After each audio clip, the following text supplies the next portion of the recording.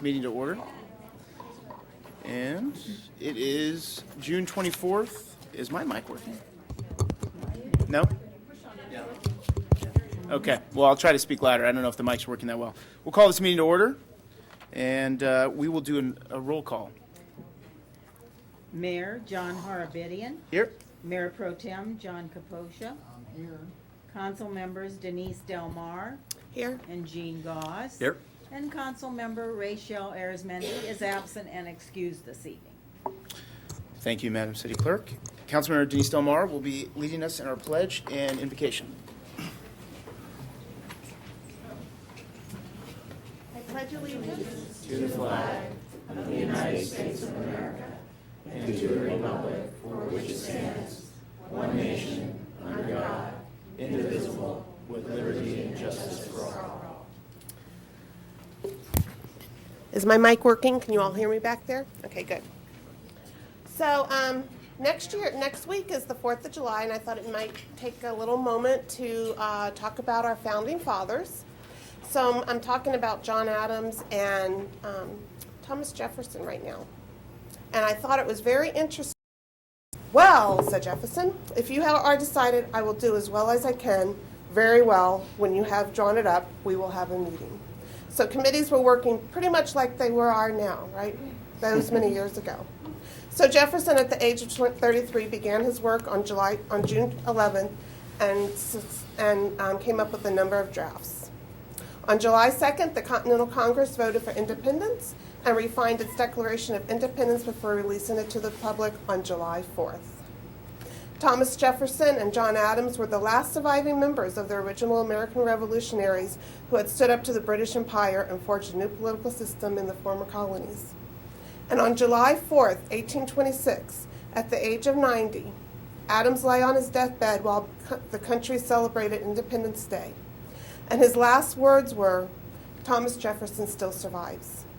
He was mistaken, however. Jefferson had died 5 hours earlier at Monticello at the age of 82.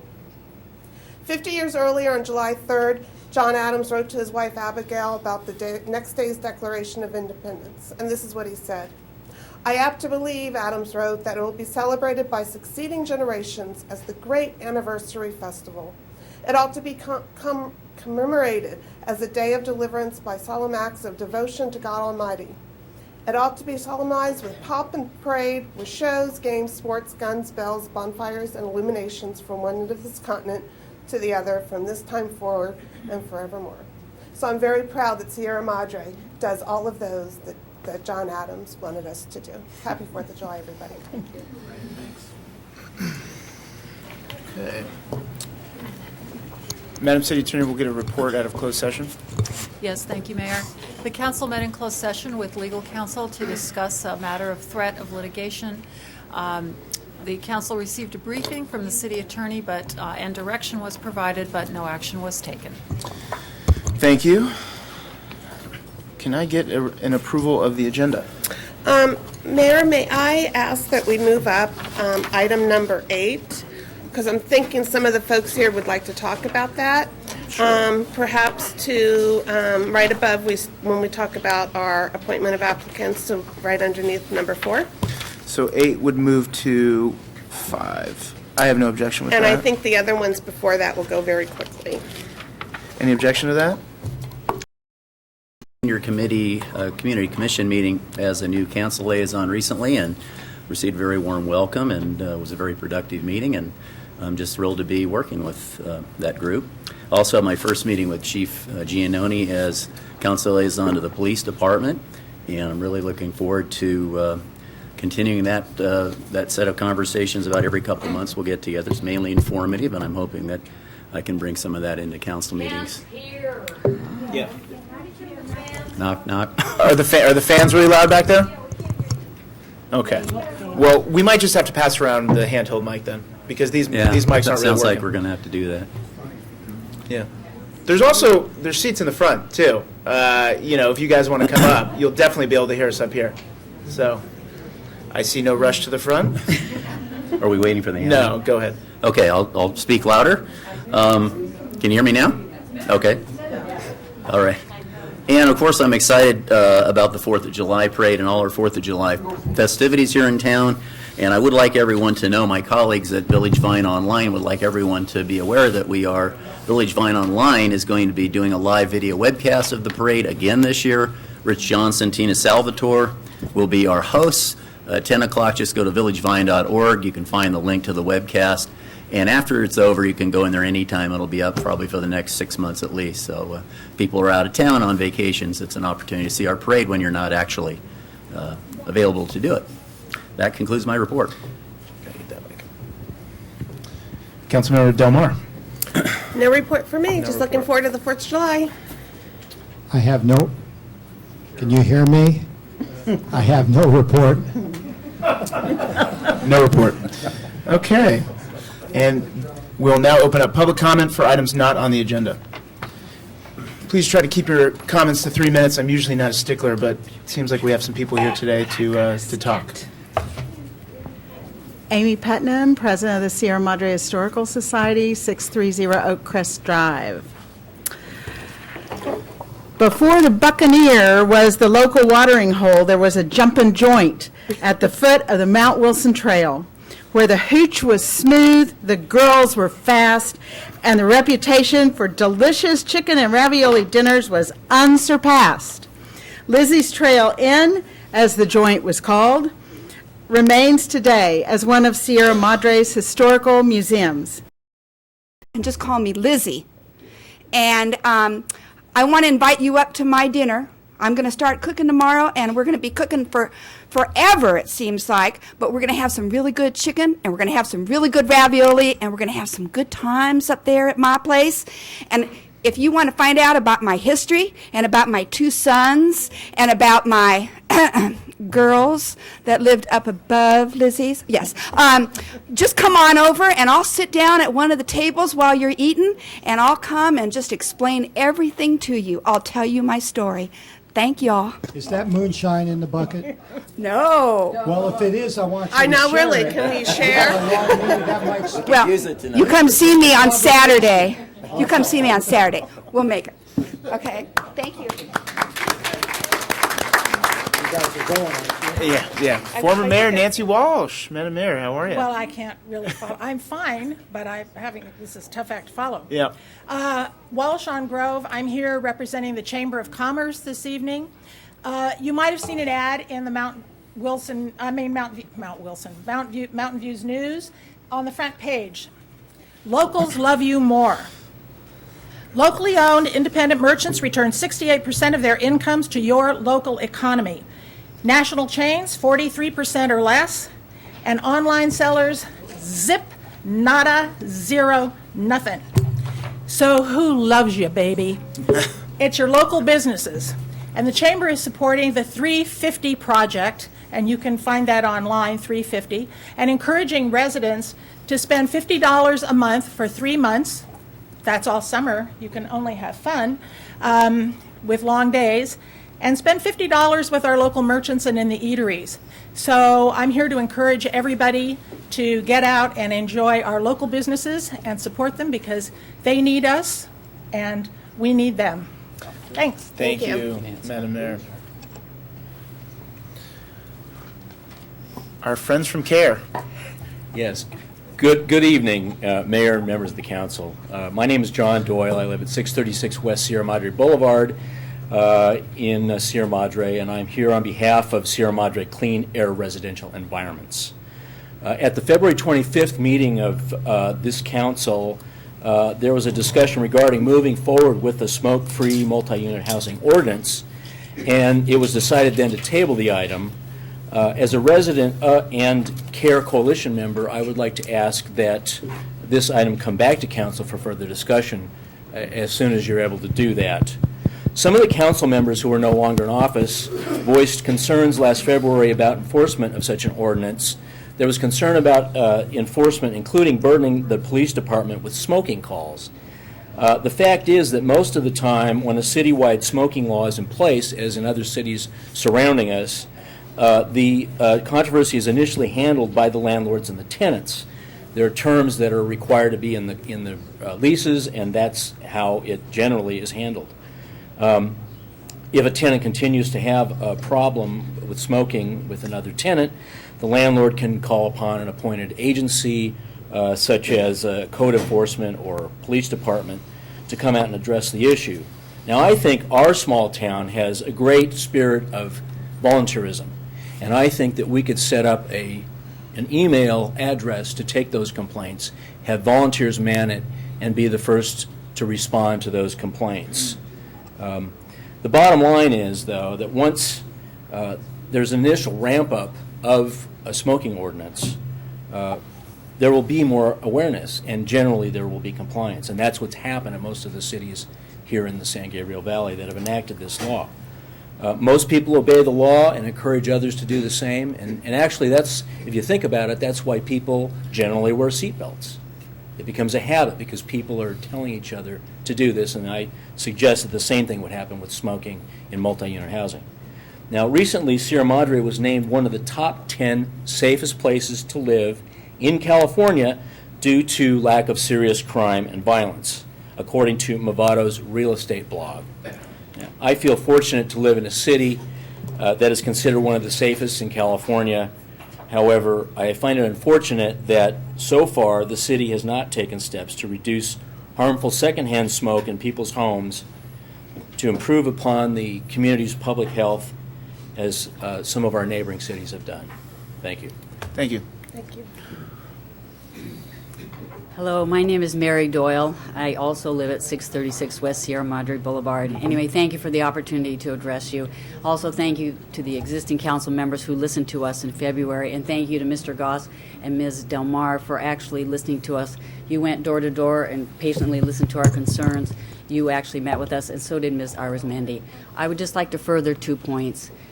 We appreciate that you have come out and to this community to represent us. I ask that you represent all of us. An argument we heard last time was that it's not that big of a deal. It doesn't affect that many people in Sierra Madre. How many people are complaining? How many people can you bring to the meetings? I'm telling you that I'm able to come here. I have the means to come here. I represent those that can't. I'm a pediatrician. I am a Sierra Madre resident and property manager of the Wisteria Apartments located at 420 West Sierra Madre Boulevard. I am also a member of CARE Coalition and their mission to create a smoke-free, clean air resident environment areas for Sierra Madre. I'm here tonight because I am interested in the City Council bringing back the discussion item from the tabled agenda on February 25th, 2014, regarding moving forward with a smoke-free multi-unit housing ordinance. As a resident and property manager of a smoke-free apartment building, I am very supportive of the City Council adopting a citywide policy to reduce smoking in apartments and condos to protect the health of residents. Our building specifically has been smoke-free for 4 years. Although it has been a great amenity to our tenants, it has also been taxing on me as a manager to enforce the policy. At times, some people continue to smoke in their units and on their patios. Thus, I feel that a citywide ordinance will give our policy more teeth, and people will be more inclined to comply. If I can reference the city code it will only help to enforce a non-smoking policy. Also, if there is a citywide smoke-free policy for apartments and condos, it will level the playing field and allow residents an equal opportunity to live in a healthy and smoke-free environment. I was surprised to find that our beautiful city, Sierra Madre, does not already have this policy intact, when many surrounding cities do. For example, South Pasadena, Glendale, and Burbank. As an advocate for people who have compromised respiratory or other health conditions, like children and seniors, this citywide smoke-free ordinance would be a great service to everyone at large. I look forward to the item returning to the City Council agenda very soon. Thank you for your time and your consideration. Thank you very much. Mayor Harbity, I missed your last name. Sorry, could you spell your last name really quickly for us? Sure. Yeah. Mullen, M-U-L-L-E-N. Thank you. Thank you. Hey, good evening. Renee Casuda, 297 West Carter, and I'm speaking about an idea that I mentioned 6 weeks ago in a city council meeting, which is to consolidate our city elections into either the California primary or the November election, each even-numbered year. And I just wondered whether this has, anything has happened, any research, or when will it become an agenda item? I just wonder what the fate of that idea is so far. Can I ask you, do you have any? Yeah, I can say that there's been nothing done on our end so far. And, I will agendize, this is something I've been interested in doing, so I will agendize this for a discussion. Great. And then we can talk about it. But I appreciate you coming up again Yeah. to remind us. Well, I think it would both get better voter turnout and save money, I Yeah. imagine. So anyway, good. Thank you. Thank you. All right. I would like her to spell her last name. Kasuta, is it K-A-S-U? No, Cossutta. I was way off. Good evening. I'm Barry Gold. I live at 441 Ramona Avenue. On the copy of the City Council agenda for this evening, which I got off the city's internet site, I see that number 8 deals with the building moratorium. That item might be the most important, not only the most important item of tonight on your agenda, but the most important item that's ever been on an agenda as long as any of you have been on the City Council. And it should not be number 8. It should be number 2. Get your consents out of the way, and then let the people have their discussion on this moratorium. Don't make them wait 2.5 hours till you get to this and get tired and bored to tackle this item. It's just too important. I believe you all have the right to change the sequence, and I'm asking you to do so. Thank you. Thank you, Mr. Gold. We actually did change the sequence, so the discussion on the moratorium will come right after the public hearings, and the public hearings have to go first as a matter of law. So we couldn't do public hearings after a non-public hearing, but I appreciate your comments. We pushed it up to the front so that you guys don't have to sit here and listen to us talk about other things. So thank you very much. Even though we are thank really you. That's- entertaining. Yeah, exactly. That's much appreciated, because I think everybody here and too bad the camera doesn't pan out to show that the house is full tonight. You'll be here anyway, though. But I'm yeah. always usually here. But thank you for changing the agenda, because you do have that power. Anyway, I'm here to thank you, the fire department. I stopped in the park Friday night for the movie night. Some friends called and said, come on down. God, it was so wonderful. The park was full, families and children.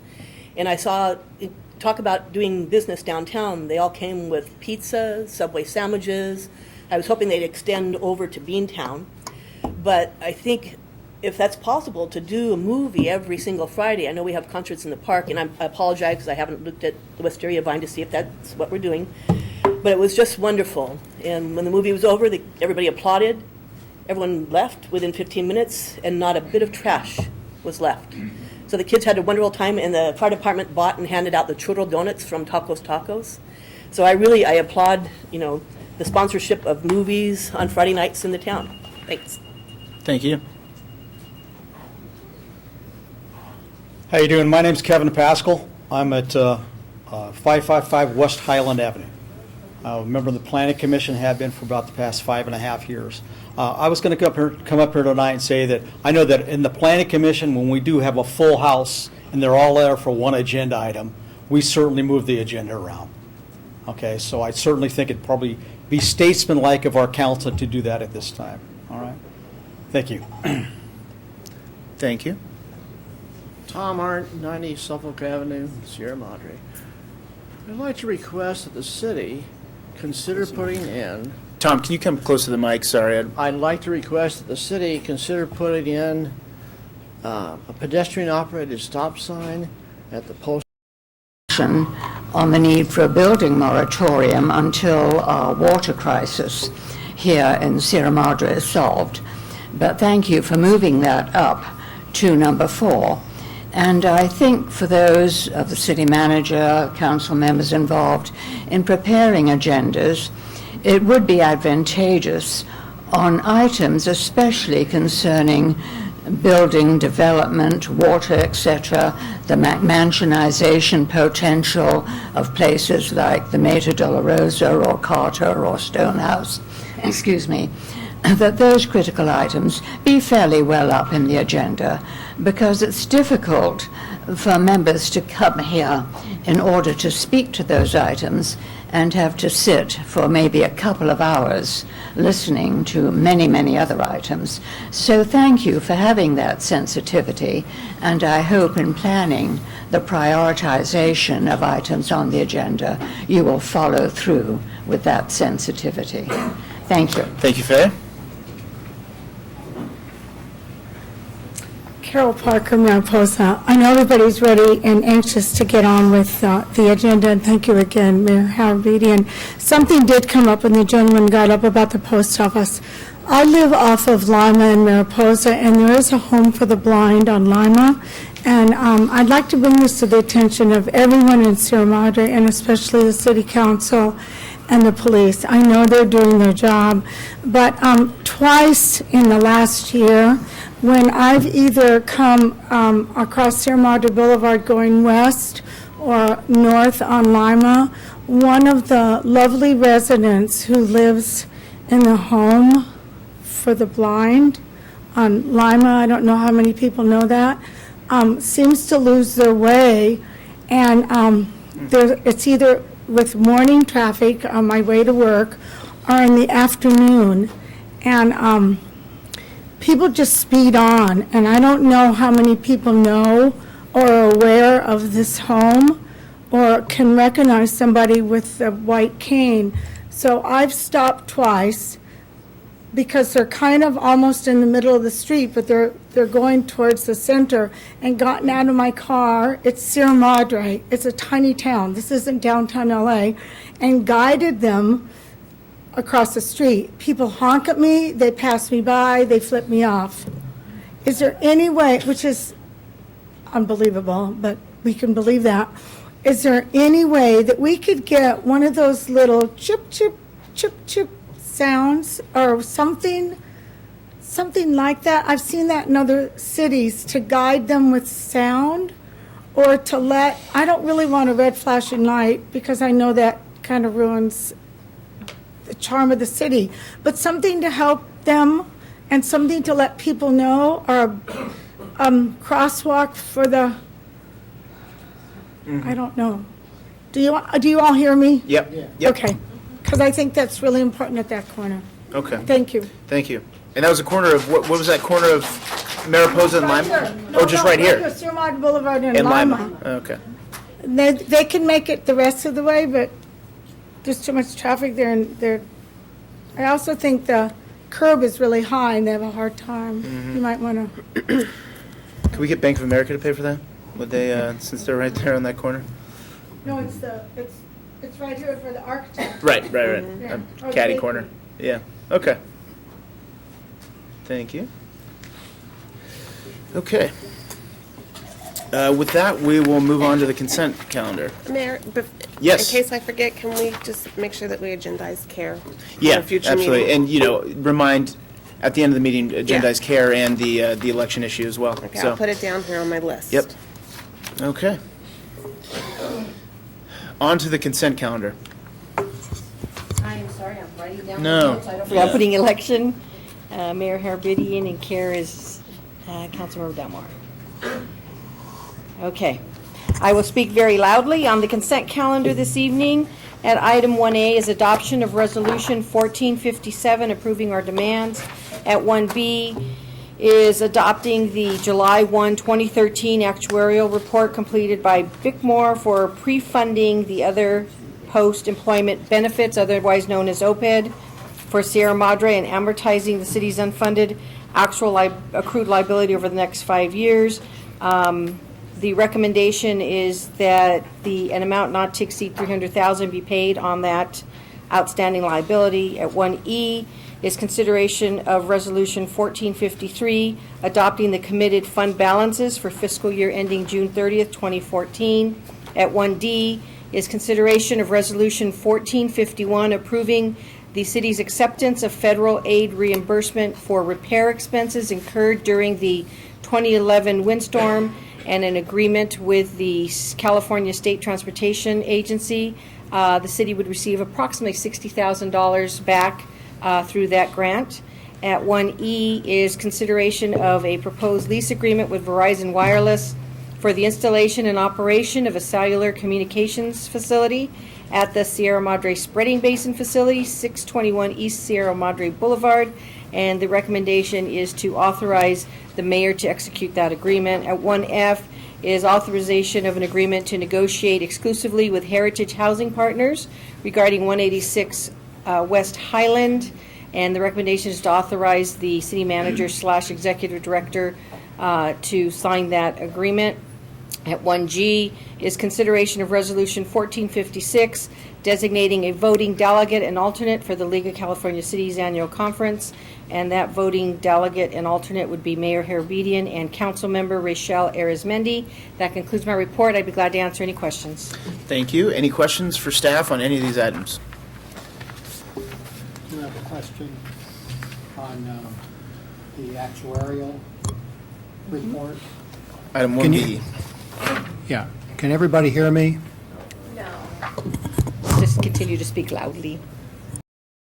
Pay as you go, we've got this reserve set aside in the trust fund, and eventually we would start drawing down on that reserve and reduce our pay as you go going forward.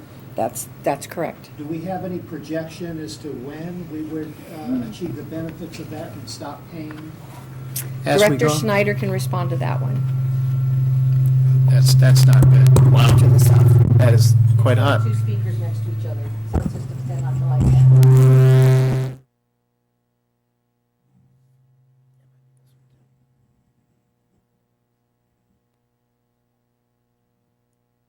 Good evening, Council. Good evening, Council.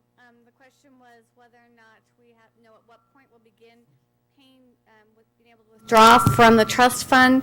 It's too soon to tell because we've just now corrected the unfunded liability. Right now, our normal cost is still above our pay-as-you-go, so which could leave us with a small imbalance at the end. We're assuming interest will take care of most of that assumption. So I would, and it also depends on benefits. So at least not for the next 2 years will we plan on withdrawing anything from the trust fund. When we get our next report, we have to do this every 2 years. We'll be able to give you a better evaluation, but we can't tell you today. That all we can tell you is during the next 2 years, there's no plans to do that. So the good news then, at least we have no more unfunded liability for retiree health benefits. And it frees up $100,000 out of the future budget years. We had 5 years left on our amortization schedule. Mhm. This is paying it off so that we actually paid off the whole unfunded liability in 5 years. Yeah, okay, good deal, I'm all for it. Mm-hmm. Any other questions? Let's see.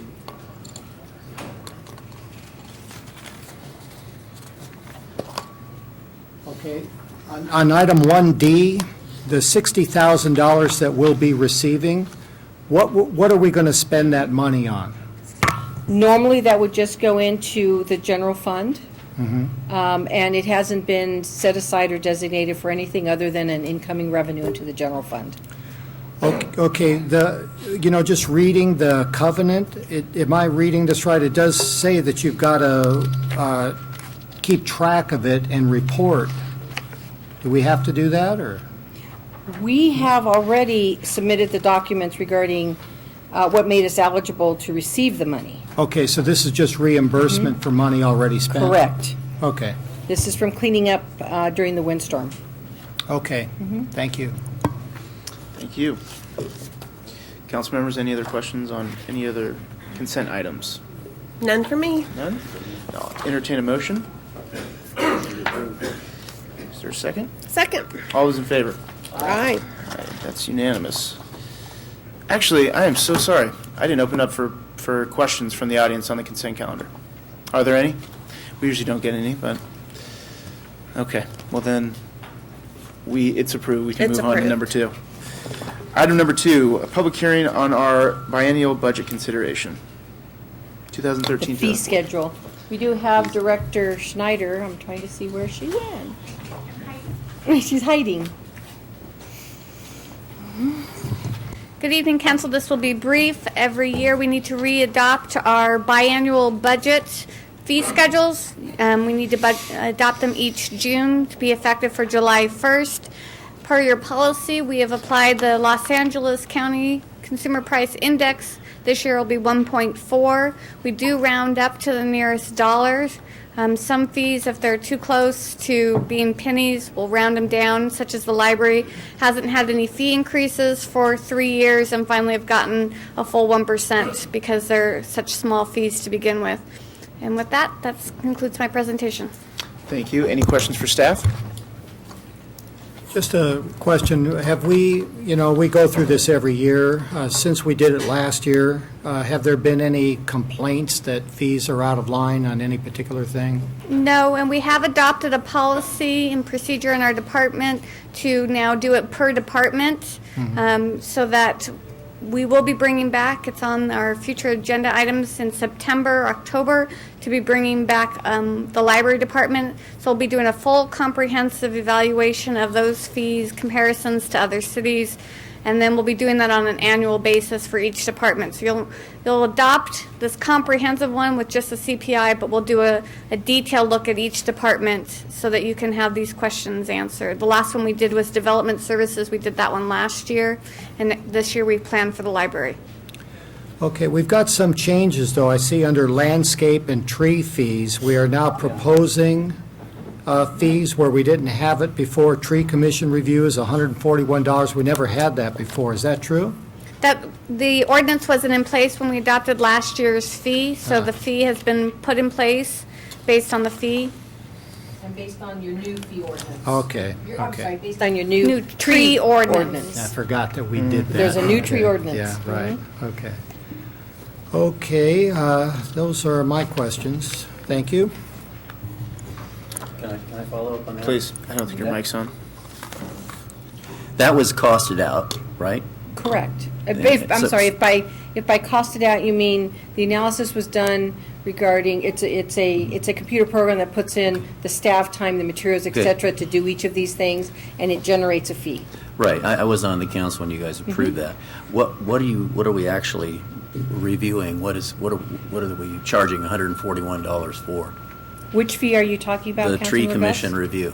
It's the staff hours that they assume a certain number of hours, they average out, a weighted average for the year of how much each tree review takes, and they multiply it. If you see at the bottom of the Public Works in every single department, there's an hourly rate that's loaded with not just salaries and benefits, but also all cost allocations that are applicable to the department, and that hourly rate is multiplied by the number of hours. What was your hours? Bruce did the fee. What's triggering a review? Yeah, I'm kind of wondering what Bruce whomever's did the getting for their money here. It's a They're lot of revi- money to look at a tree, right? No, it actually goes with the engineering. So when someone's doing development, it determines whether or not the trees are Okay. protected, whether or not Okay. they should remain on the property, if they're going to be moved, where can they be moved to. There's a whole ordinance. It's actually coming back on a future staff report to talk about how we record that revenue. But the Public Works Department actually tells you what the weighted number of hours are. Anything else? He's on his way down.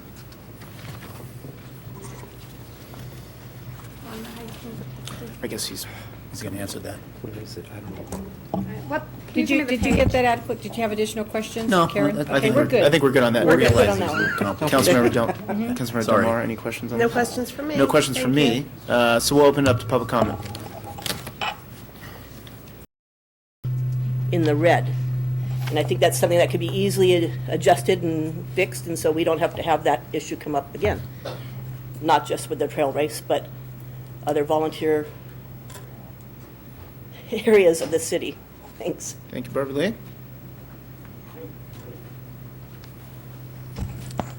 Mr. Mayor, members of the City Council, city staff. I'm Ben Wong with Southern California Edison, and I want to bring up a couple things, and thank you, Mayor Pro Tem Kaposha, for the comments on the tree review, but I'll come back to that one. I apologize that our staff has not had an opportunity, given the limited amount of time of the posting of the agenda, to fully review the fee schedule. I don't imagine that we have any issues. We certainly don't have an issue with a CPI increase, but to the extent that there may be some fees in here that we haven't discovered, that may have an impact on our company. We'd like the ability to at least come back to staff and talk to them about that. But I do want to point out relative to the tree fee, you will recall, those of you that were on this council at the time when the city adopted the protected tree ordinance, I came and expressed some concerns about the conflict between that ordinance, the potential conflict between that ordinance and the California Public Utilities Commission requirement for Edison to maintain clearance around trees for electrical safety reasons. I was assured at that time that the tree ordinance would not impact that, that CPUC regulated activity would continue. But I was also told that the permit for doing that would be a no-fee permit. That was true last year's fee schedule, but you now have a $35 administrative tree review. I don't know if that would apply to Edison for that CPUC regulated activity or not, so I'd like a clarification, because if it were regulated and if that $35 applied per tree, that would be a pretty significant fee that we would be pretty objective to. So, thank you. Thank you, Mr. Wong.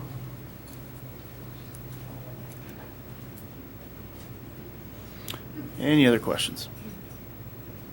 Bring it back for discussion. Any comments? I'd just like an answer to that question. I mean, the administrative tree review is for protected trees, to evaluate protected trees, so And that's related to development. as it relates to, so even though parkway trees are protected trees per se, that when Edison comes to do the trimming, they are not charged an administrative tree. I am looking for Director Inman because he actually administers this process, so I think it's best to hear from him. As we arranged already with Edison, as we noted to them, and as Mr. Wong indicated, we are not charging them a fee for that permit. Right. And the other constraint that we put on them was a notification, right? We wanted to be Correct. notified when they came into town. To your experience, are we experiencing any difficulties there in coordinating tree trimming activities? What we get from Edison at this point is an annual notification, which is rather difficult to follow up on. They give us a list of what they're going to trim when, and Yeah, that's about it, annually. okay.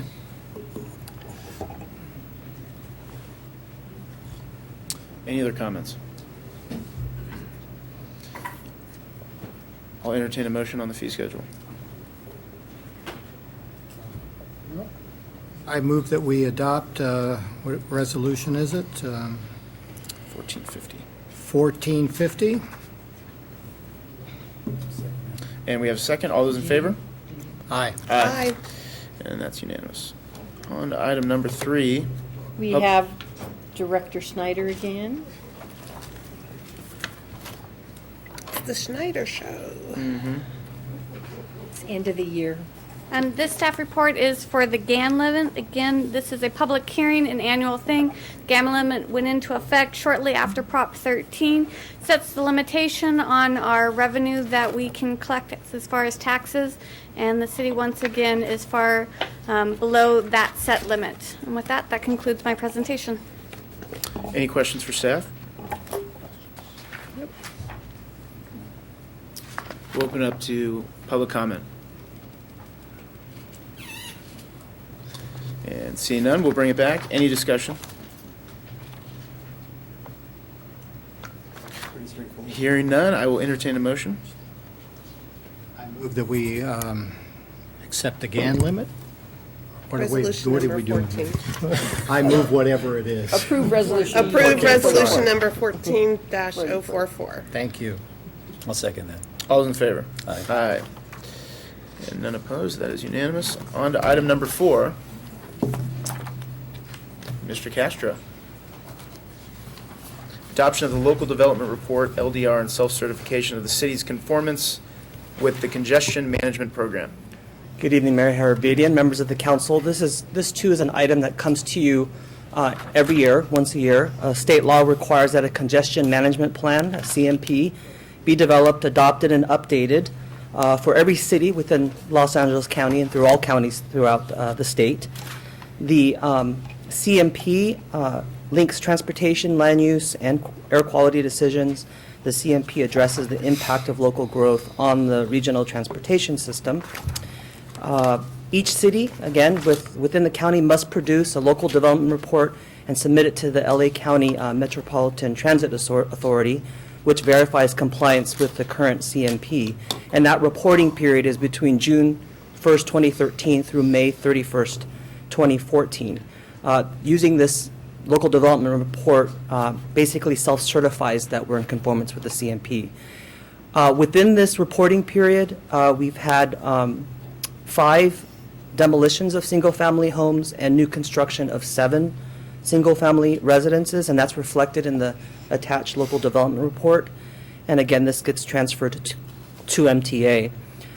With that, staff recommends that the City Council conduct this public hearing and adopts Resolution 1441. Thank you, Director Castro. Any questions? Just one quick question. So basically what we're doing is certifying that we've had 2 net new homes. 5 demolitions, 7, 2 net new. Is that? That's correct. Okay, thank you. Thank you, Director Castro. We'll open up the public hearing for public comment. And seeing none, we'll bring it back. Any discussion? No. I think we know how this works by now. I will entertain a motion for approval. Yeah. I will make a motion. Pumping out of that aquifer, and it got to such a point where the city had to turn off its wells and start taking imported MWD water. There are essentially 3 options for a moratorium that are available to the City Council. And at this point, I'm going to turn it over to the City Attorney to explain those 3 options. Thank you, City Manager. Yes, based on the current conditions, the current drought conditions, the condition in the East Redmond Basin, which has been estimated to take anywhere between 3 to 5 years, no one's really sure, for the basin to recover, given the drought conditions, and in the meantime, that being that Sierra Madre is dependent on imported water, those types of facts can support findings that the public health, safety, and welfare of the city may consider the imposition of a moratorium. There are 2 different types of moratoriums that the city has the authority to impose. The one that's most common for municipalities is Government Code 65858, the so-called building moratorium. The purpose of implementing a building moratorium, they are very temporary in nature, and the purpose of doing one, presuming that you can make the appropriate findings, is to preserve the status quo with development.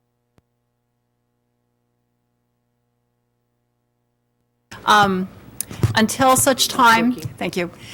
So you preserve the status quo until the city can study and develop and implement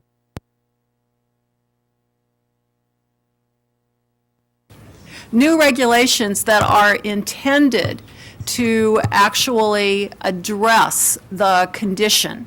Land use moratoriums are limited in time to no for the time that it takes to implement the land use regulations that are intended to help alleviate that temporary condition. So that's what a land use moratorium does. A land use moratorium starts with an initial 45-day period. It takes a 4/5 vote to implement it.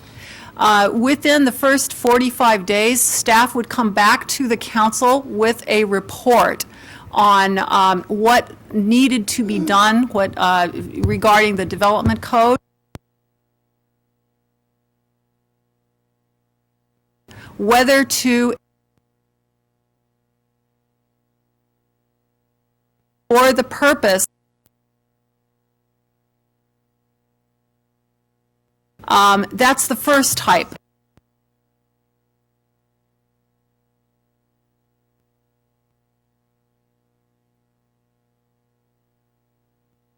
The regulations that are intended to correct the problem, you don't get to come back and do the same moratorium again because you've corrected the problem.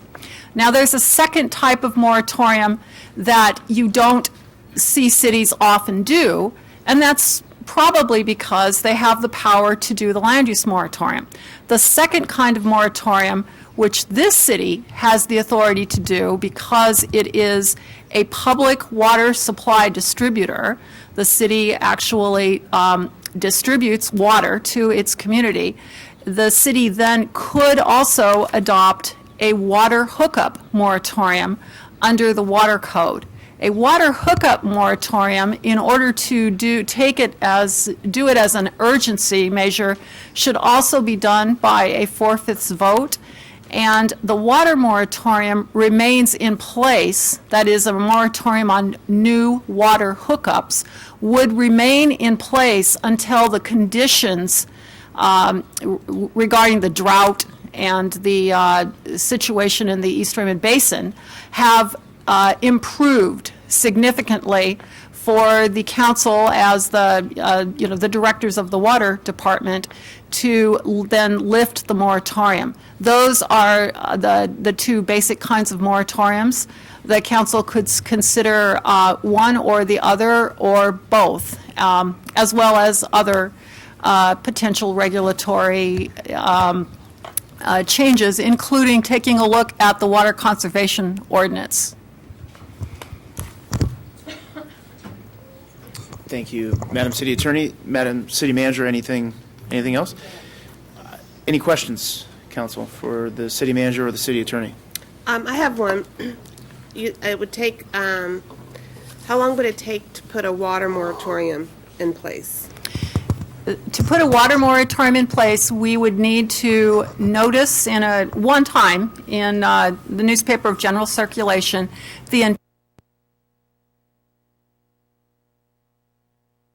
the council would take the action. Then the council could take the action at that same meeting, and if you used a 4/5 vote, it would be effective immediately and remain in place as long as the conditions that justified it remained, or otherwise until the council determined to lift it. Thank you. I have a question too, Madam City Attorney. It's okay. I'm sorry, can we take a 10-minute break? We are having some sound difficulties. We think we can fix it. Okay. Just leaving you on the edge of your seat there on that one. Open the door to let some cool air go.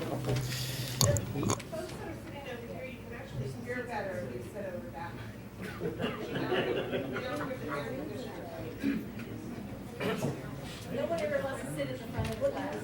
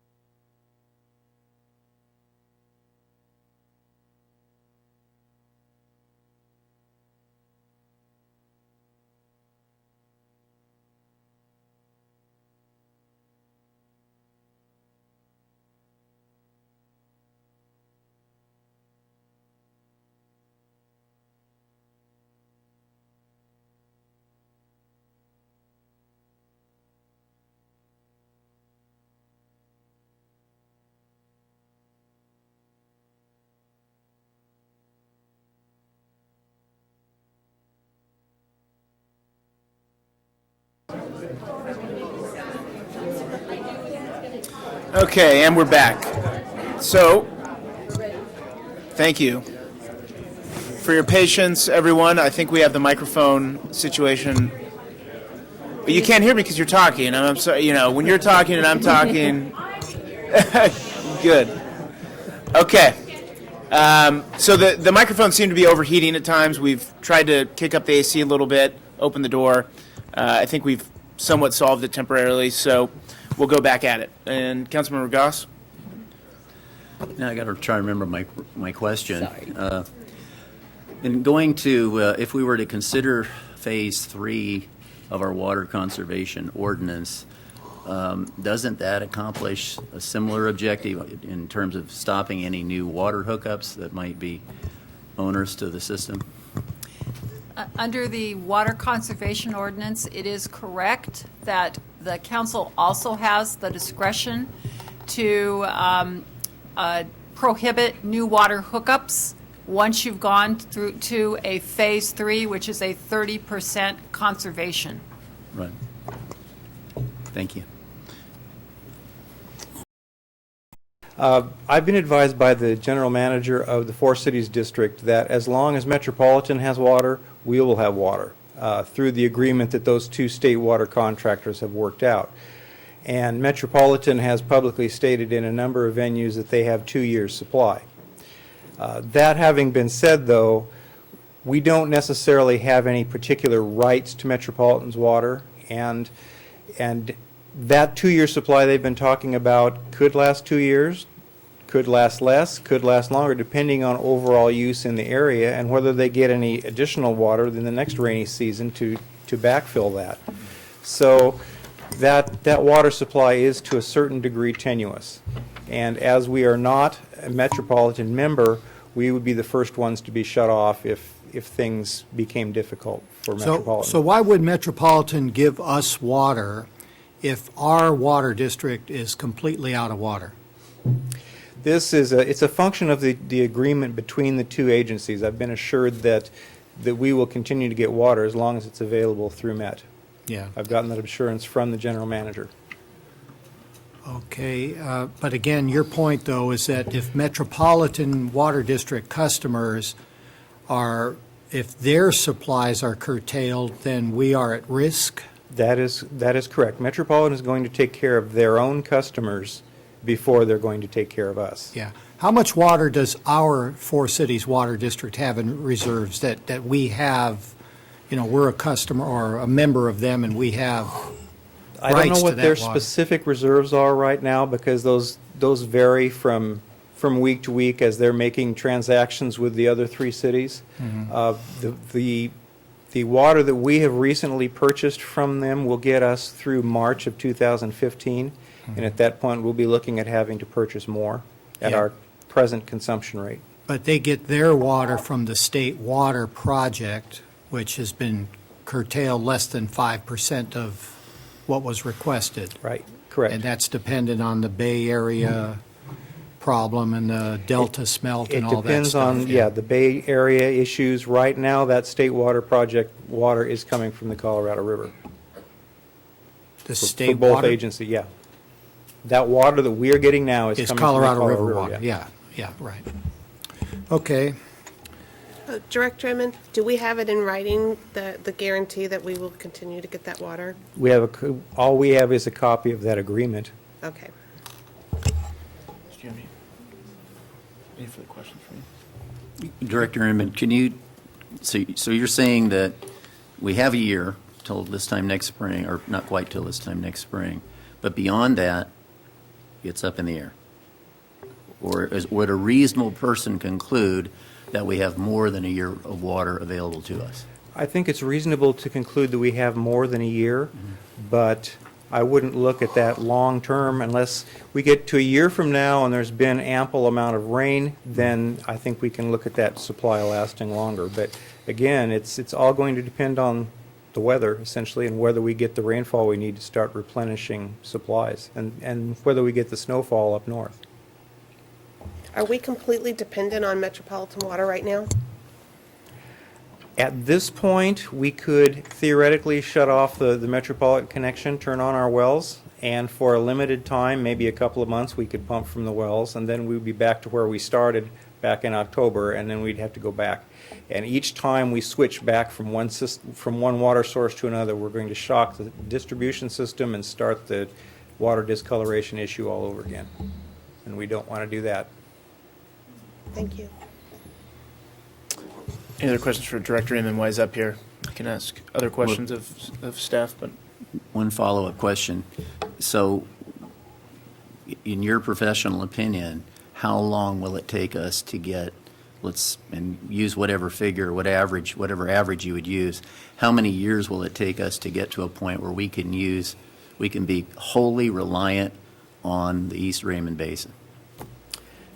To be wholly reliant on the East Raymond Basin, I can't say for sure that we will ever get to that point. That would be our goal, but at the present time, we're looking at least 27 months of recovery for the basin at the present rate of consumption and at the rate of recharge that is happening naturally, even without the rainfall. But that gets us to the 500-foot level. We still have to go beyond that 500 feet to start pumping our full adjudication. And once we, again, start pumping that full adjudication, then the levels are going to start going down. The Water Master Board has not yet determined when we can actually rescind the 500-foot rule. So it's going to take us 27 months to get to 500 feet, more months to get beyond that. I would say we're probably 3 years at least, and at the outside, probably 5. And that 500-foot rule came into play because? It came into play because the water levels in the eastern unit of the Raymond Basin reached an elevation, actually went below an elevation of 500 feet above mean sea level. And according to the adjudication that we operate under, when the levels drop below 500 feet, we have to reduce our consumption. And when did that go into effect? That went into effect in January. In January, okay. So that's one of the contributing factors, one of the things that's changed since we talked about this before. Okay, thank you. Director Inman, I'll switch gears slightly here a bit. We didn't have a presentation before the meeting on our conservation levels and our water usage. Probably would have been a good time to do it, but where are we in terms of water usage, our conservation? As of today, this month in July, we're at about 5%. 5%, in other words, we're only conserving 5% over last year. Over last year, correct. And that's even with the 20% mandatory conservation? That is correct. And in your mind, to me, the problem really is one of, supply. Obviously, we don't have accessible water supplies beyond the slowly rose. The difference in the numbers at that point back in November was more related to the decreased usage in November of 2013. So while we reported that usage, that we weren't conserving as much back in November after the penalties were set aside, part of that was due to the fact that November 2013 was a low-use month.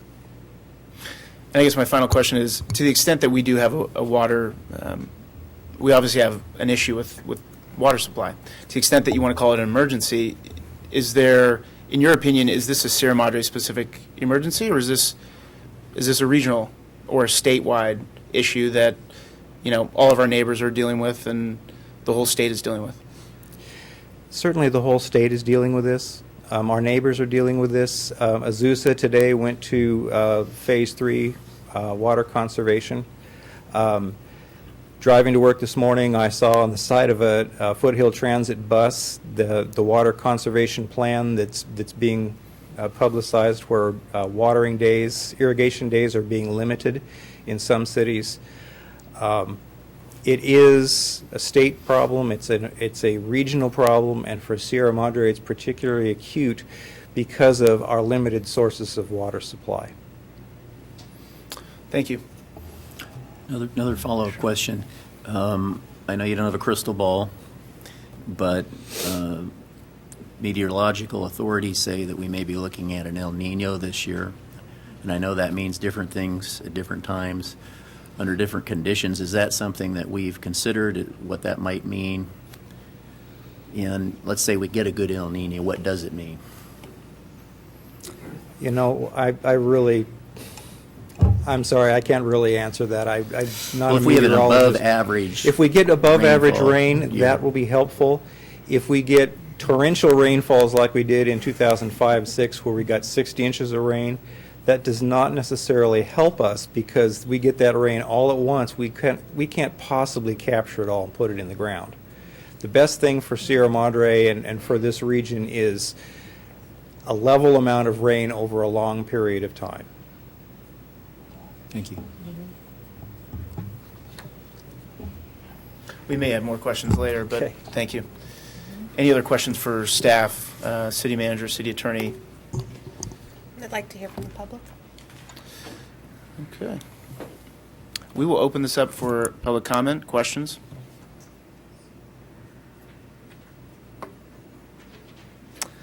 It's going to be another race to the mic. Mhm. Hartley. I might have missed, my first question really is, was it possible for Rochelle to have a phone connection so she could have been part of this meeting? I think she's at sea, actually. Okay, so, yeah. Anyway, sorry that there's not an extra vote up there. From what I'm hearing, from what it sounds like, in my opinion, I would like to see the building moratorium. Was that ordinance 65858, I believe, is what was, yeah. And since I've heard that we've reached phase 3, which is state, regional, and citywide, that we've met the criteria. And then a couple good questions of, yeah, El Nino probably wouldn't make a difference unless we have it for the next 3 to 5 years to re-aquify the selling basins that are really more than dust at this point, let alone the Edison fee for pumping that we're going to be charged, exorbitant amount of money to just get the pumping fees going when we do get the water back online. So even with the metropolitan hookup, which is possible, some people might say we don't need a building moratorium because we do have the hookups on Carter. We just don't have the water flowing through there yet. If that's the case, then why are we paying the extra money for the increase in water fees? So it's kind of a mixed bag that we're getting here from the city. But for me, I'm hoping that we will go ahead and go with a building moratorium. It's hypocrisy that we're asked to go ahead and conserve water and then turn around and have large building being done here in town. So that's my input. Now, I know you're timing me. I have 1 minute and Take your time. 14. So that was mine. I was also asked to read from another citizen here in Sierra Madre, their input. So I'll wait for you to start the clock again. I'm not going to cut you off. Go ahead. This is from Chris LeCure on 348 Camilo Street in Sierra Madre. My dear Honorable Mayor and members of Sierra Madre City Council, I have been a resident of Sierra Madre and I'll submit this to Nancy Schollenberg earlier. I have been a resident of Sierra Madre for 24 years, and my husband has lived here for 35. We own a home on Camilo Street, and we both consider it a luxury to live in a place that has, it's about a 2.5 page. And I'm not going to summarize because it's not my letter. A luxury to live in a place that has somehow managed to maintain a small town charm for so many years, while neighboring cities were selling out to developers and allowing them to change the integrity of their community. I wish I could be present to speak to you in person this evening, but due to previous commitments, I could not. It is my understanding that as part of tonight's agenda, there will be an open forum allowing residents to address their concerns regarding development, or more specifically, overdevelopment and exploitation of what has been left of our natural areas on our hillsides. And it was what is left of the appealing charm and residential lots that still remain in our neighborhoods. I do realize that our home and landowner possesses the right to sell their properties at will, and I understand that those who buy properties possess the right to demolish buildings and new structures, as allowed by law. However, unfortunately, not everyone's idea of appropriate land use or architectural appeal works well with this community. I remember when this used to be a town where any buyer or developer would hesitate to invest in property here for the purpose of development and instant profit. because they knew it would be a tough task to get their plans and designs approved. They knew they'd have to come up with something that fit into the existing community and culture of our town. Apparently, a lot has changed over the past few years, perhaps beginning with the sale and exploitation of the property at 1 Carter. My question about this has always been, how could we have allowed that one developer, to come into this town, buy a gorgeous piece of natural space property that had been habitat to indigenous wild animals, and then let it be destroyed by bulldozers, trucks, hauling out our local dirt and rocks that belong there? Many locals who understand how precious and important the healthy balance of cohabitation is with nature tried their best to fight that development. But the only answer to that question I have been able to come up with is money talks, nature and culture walks. Greed is a very powerful force of human nature, and I believe that is exactly why this town, that used to be so avid about maintaining its historic and natural charm, sold out in that case. And it seems to be continuing the trend. Barry? Yeah, you want to stand in line? If you guys want to form a line, you can. Hello, my name is Tim Thomas, and I live on Edgeview Drive. And I'm here to talk about the charm that we have here at Sierra Madre for raising families with kids, and the children here have an experience that we, I imagine, that we who grew up in the San Gabriel Valley experienced, having open spaces and just beautiful places to see and places to explore. And we have that still here in Sierra Madre. I think it's very different. All the surrounding towns, they've all been built out and filled up, and the children of those towns don't have the same open space experiences that we have still. And it's disconcerting to see that these 3 major developments are coming in to basically fill up the rest of Sierra Madre with no more open space, no more nature-loving areas to be able to enjoy. And I'd like to see that the children of Sierra Madre experience the same wonderful love of nature and the outdoors and the same beauty that we who grew up in the San Gabriel Valley once had. I'm not the only one asking this. There were 6 children here earlier, but they were getting a little stir crazy, so they went home, and they also have to school tomorrow, summer school. And it was just kids around my block that the parents were like, please take them and speak for us. They couldn't speak because they couldn't, it was a long wait for them to be in this meeting. But what they were asking was basically to not destroy the habitat of open space that we have, so that they can continue to enjoy the great experiences many of us here had as children, being able to ride bikes and see open fields and open land area, and not to see this whole area just get paved over with home after home after home.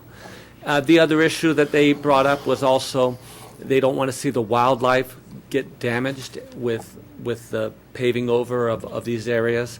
And the other issue that they mentioned was the fact that they're concerned about the water. I mean, they see the yellow water, they smell the sulfur, or whatever it may be, but there's some nasty smell in that water as well. It's not just a discoloration issue. I think it's a health issue. When the water can smell that bad, I'm concerned not just for myself, but for the children, and their bodies are little, and who knows what this too many homes in the area will do to the quality of our water. So thank you very much, and thank you for listening. Thank you, Mr. Thomas.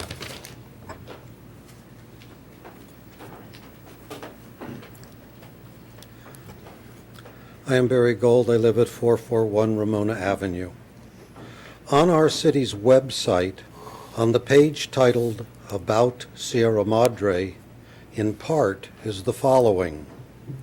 The city of Sierra Madre is a small, quaint, safe, and friendly town in the San Gabriel Valley region of Los Angeles County. Sierra Madre is one of the few cities in the region which has fully been able to retain its village quality despite pressures for growth. This is what we proudly boast about on our website. resisting the pressures to abandon our 107-year-old goal of preserving our small-town atmosphere. This council is obviously having trouble resisting the pressures being put on it to approve several proposed inappropriate major housing projects. The justification that the revenue derived from these projects is needed is in no way justification for the irreversible unwanted changes that would take place in our community if these projects were allowed to continue. Because of our water problems, you now have a perfect out. It is, of course, ludicrous to allow additional homes to be built at a time when we do not have enough water for our current residents. No one could fault you for passing a 2-year moratorium under the current circumstances. Call it a building moratorium, a water moratorium, it doesn't really matter. Before 2 years from now, there will be another city council election. I know that there will be candidates who, if elected, will protect our community's traditions. These candidates will not want to prevent a person from building a home here. Once our water problem is solved, they will just want that home to conform architecturally and enhance our neighborhoods. If the candidates I refer to are elected by the people, then the people will have spoken loud and clear. After 107 years, you can wait less than 2 more and let the voters decide the fate of this city when they have the next city council election. This problem is too serious for just 4 or 5 of you to make the decision. In the meantime, pass a moratorium. And while a moratorium is being formulated, please do not sneak through a project or two before the moratorium can be put in place. And also, do not change our website tomorrow, taking out the part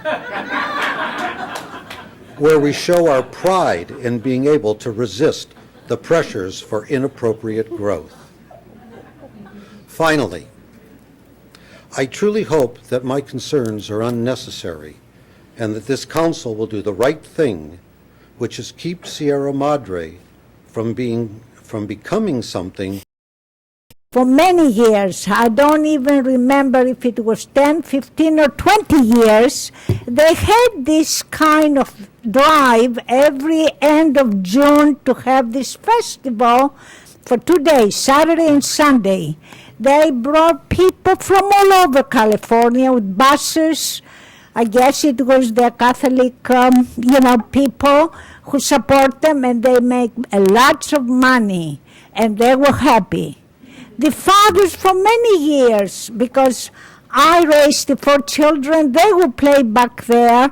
They fly their kites, they play. I have horses, I have my horses back there. Nobody ever stopped me to go there.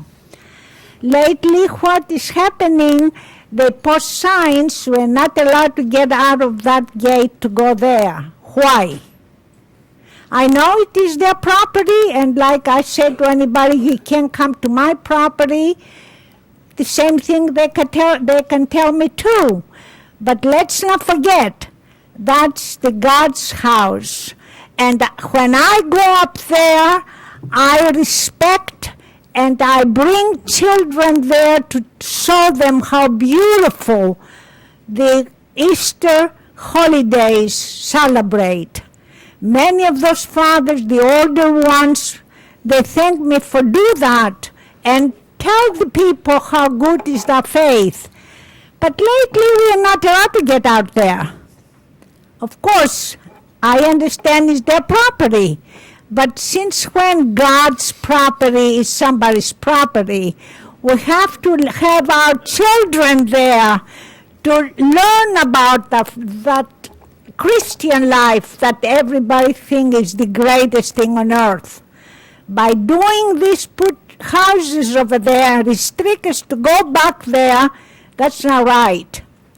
You people over here, I'm sure I might know you for 44 years.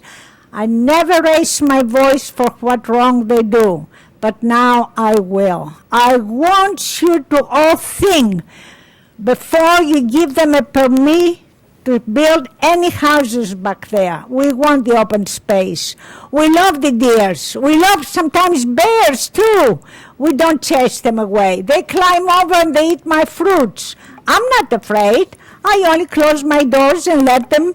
That's their house too. I don't want to say it's mine. Only God knows what is ours. And if that property there belongs to God's house, we want to respect and have a faith before they turn us all off from what they try to do, give these people come and put big houses on. Thank you very much for listening, and I hope I don't have to see you again for the same problem.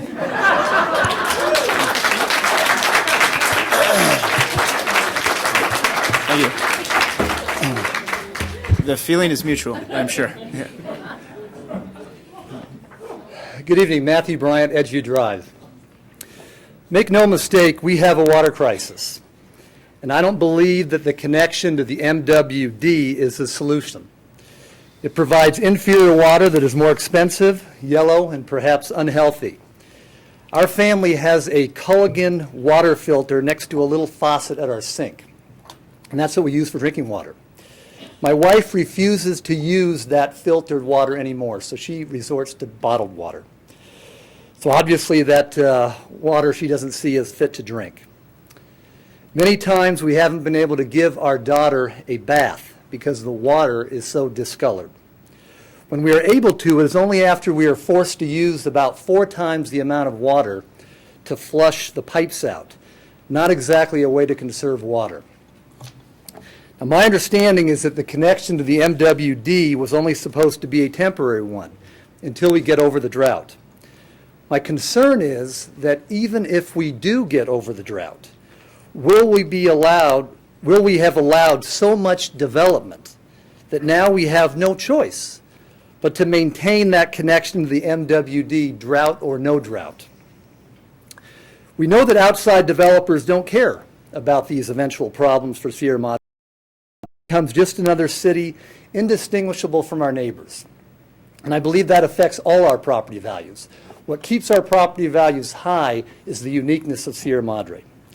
And so for these reasons, I support, now I came here today supporting an immediate building moratorium, but after hearing the city attorney give her discussion, maybe a water meter moratorium is the way to go. I don't know.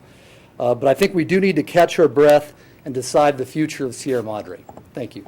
Thank you, Mr. Bryant.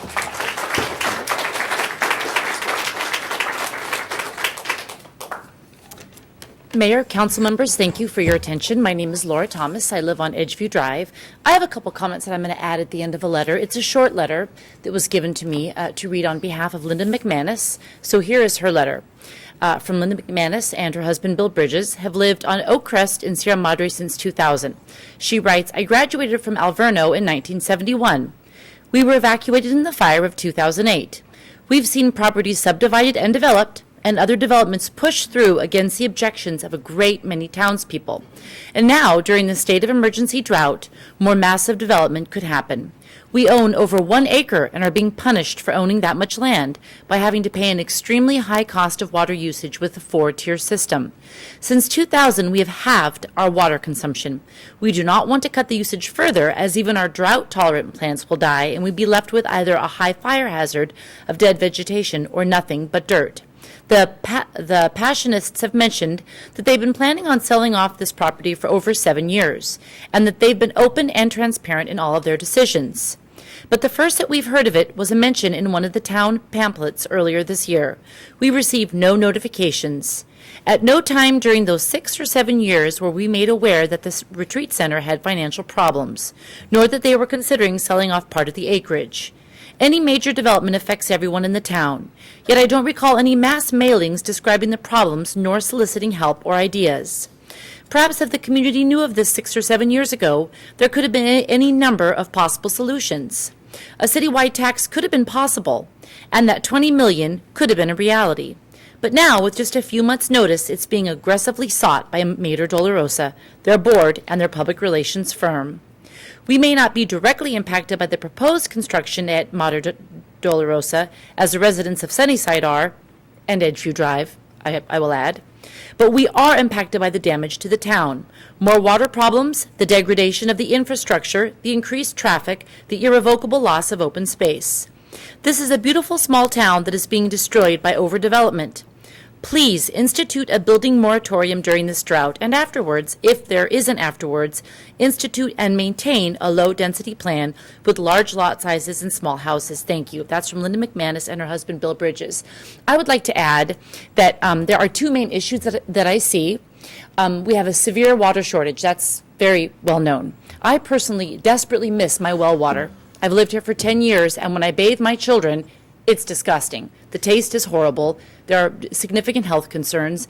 I've been made aware that I'll be fined if I wash my car in my driveway.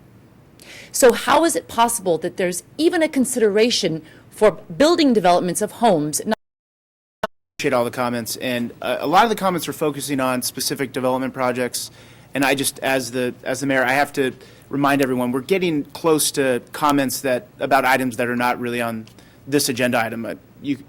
You're free to talk about any sort of things that are related to this, and obviously development is related to this. I would just be careful about specifically calling out certain projects, because then arguably you aren't talking about the item that we're talking about now. So with that, okay. Good evening, Mr. Mayor. Mr. Mayor, I'm Clem Bartoli, 481 Grove, Sierra Madre. I was researching development issues in Sierra Madre, and I came upon an article in the Los Angeles Times dated May 12th, 1988, which really kind of boggled my mind. It stated that I, as mayor, proposed a moratorium on development in the hillsides of Sierra Madre. The moratorium specifically called for us to take a step back to review hillside development and to devise ordinances and standards that would protect the community. The council unanimously approved this moratorium.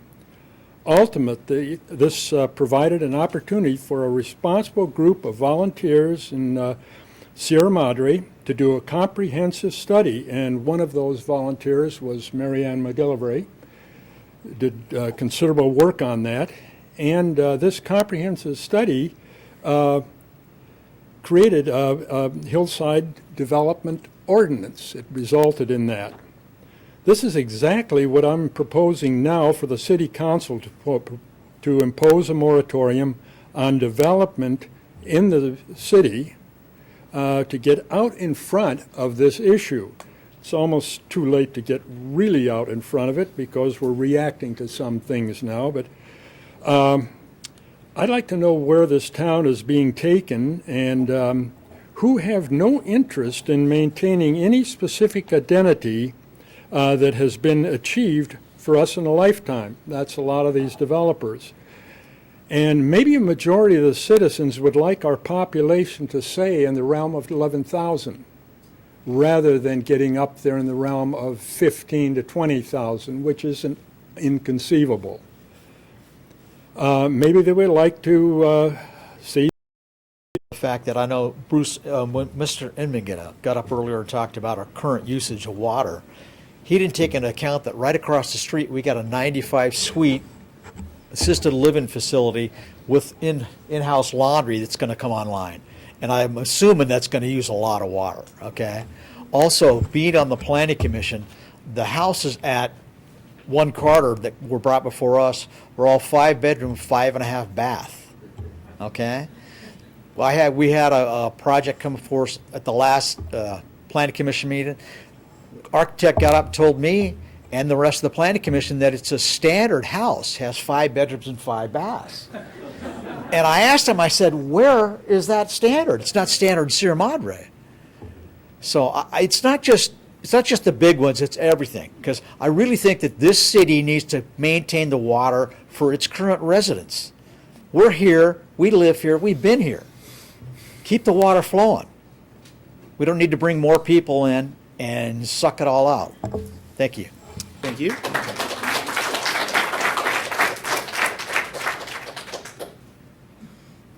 Carol Parker, Mariposa, and thank you for not putting on a time limit. I really appreciate that. All of us do. I had a speech planned, but after hearing Mr. Inman and all of us sitting here practically not even able to take a breath, I think we have something, we all know we have something that's way more than serious. I also have heard things on the radio and seen buses with advertisements and seen television ads. We're really in a terrible crisis. And my son lives in New York, and the Niagara Falls in Buffalo, Canada, has less water than it's ever had, and the farmers are really suffering in that area also.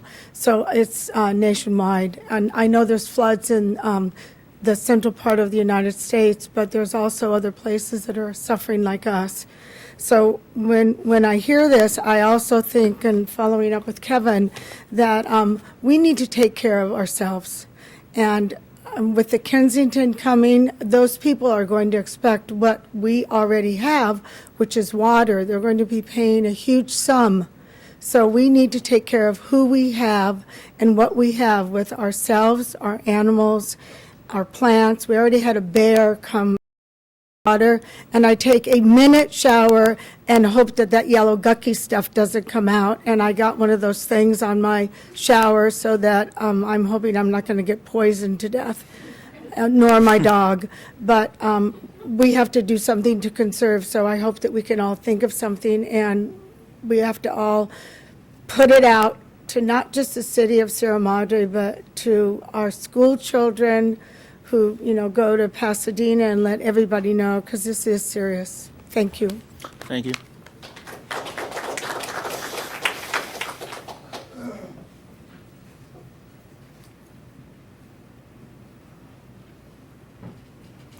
Pat Alcorn on Grandview, and I would just like to urge you all to declare a water hookup moratorium on all new water applications until this emergency is resolved. This will accomplish two things. It will give us time to come up with a plan and let our reservoirs recover. And it will also give us time to determine how we can accommodate increased water use that will occur with further development. Thank you. Thank you, Pat.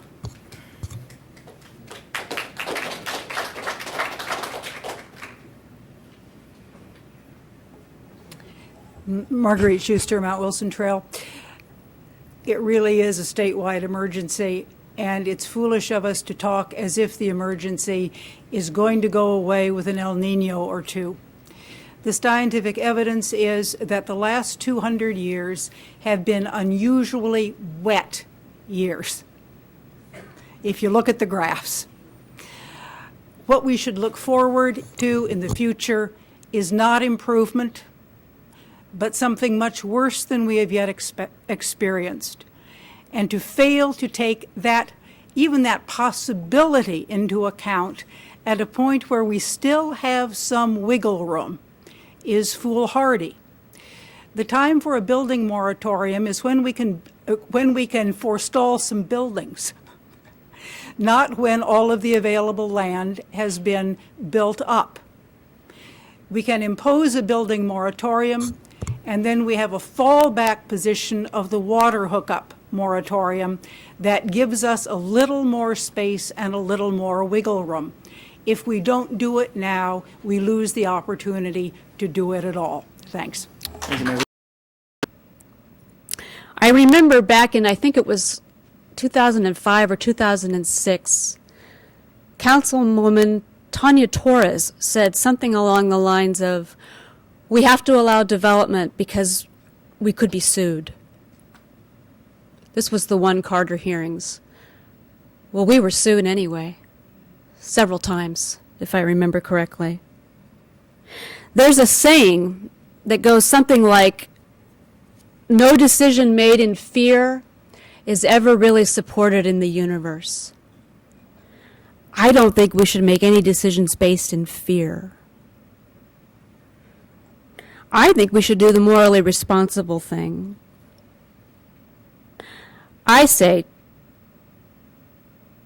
implement the water moratorium and protect the residents' rights, because we were here first and we voted you in to protect our interests. Thank you. Thank you.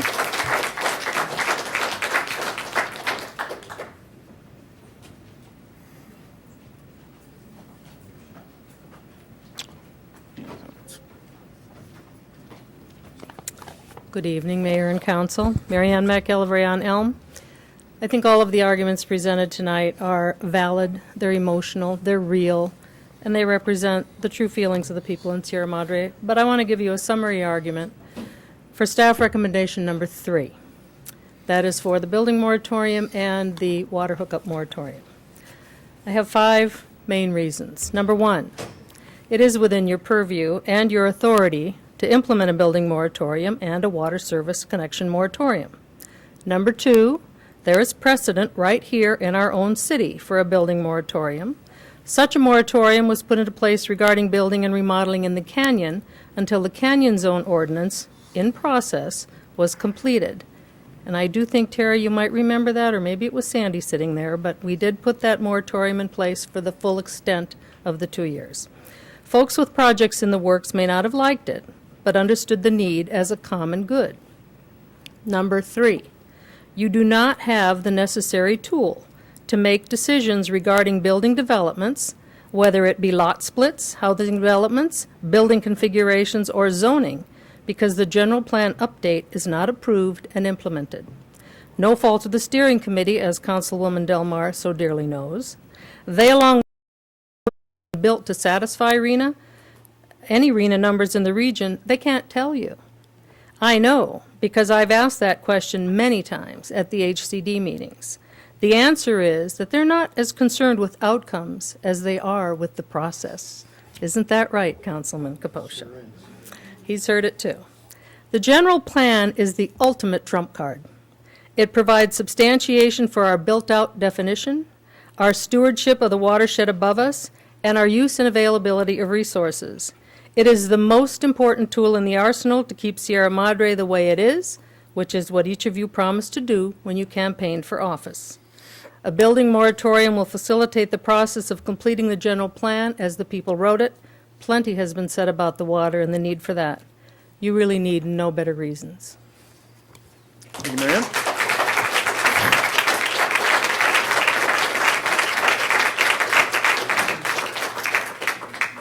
Any other comments?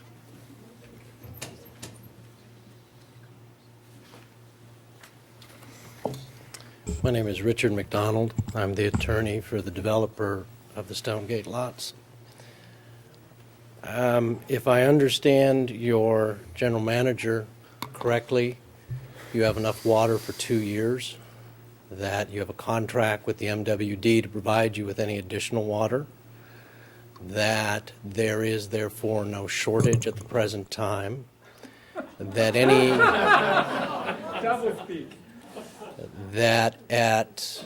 you have a number of people in the audience who are anti-development, who want to use a building moratorium to stop development, that you have a number of people like the speaker who just spoke who want to use a building moratorium to finish a general plan, etc. But as the city attorney told you in the beginning, you can only impose a moratorium if there's a current and immediate threat. And when your district manager is telling you you've got 2 years of water and a contract with MWD to provide you with any more that you need, and there's no evidence of anything from MWD not providing you what you need, then you don't have a current and immediate threat. With regard to the findings under 350, everything you've heard tonight that's anti-development may all be well and good in terms of general public policies to consider within your general plan, but again, they don't go to the underlying findings that you have to make as a matter of law. So I would suggest that the other point that I just want to make too is that you 2015, when this issue comes back before you, maybe there would be if the MWD didn't provide you what you requested, but that's not the evidence that's before you with regard to the very specific findings that you have to make to go down that path. So my recommendation would be that you try to get that 5% up to the 20% that it's supposed to be, There's a number of examples associated with low-flow toilets, low-flow shower heads, all sorts of things that other cities have done. I know you don't like the other cities, but there's a lot of very progressive water conservation programs and landscaping as well that have worked very effectively in many, many cities throughout Southern California, from Santa Barbara to San Diego. And if you're not doing best practices in that regard, then you haven't fulfilled your own plan that sits on your own books. And that may be a very logical first step before you take what would arguably be a much more unfounded draconian step. Thank you. Thank you.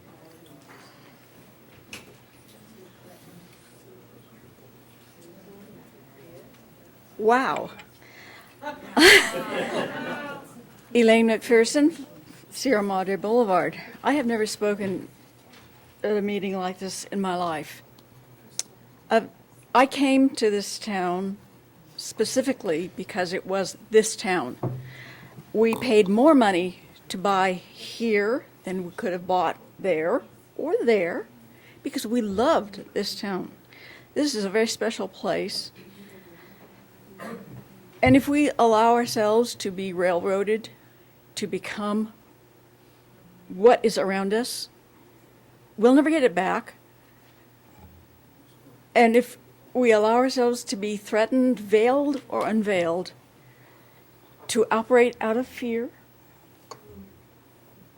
we might as well just, forget it. Just give up and go home and bury our heads under the covers and let it all happen. Thank you.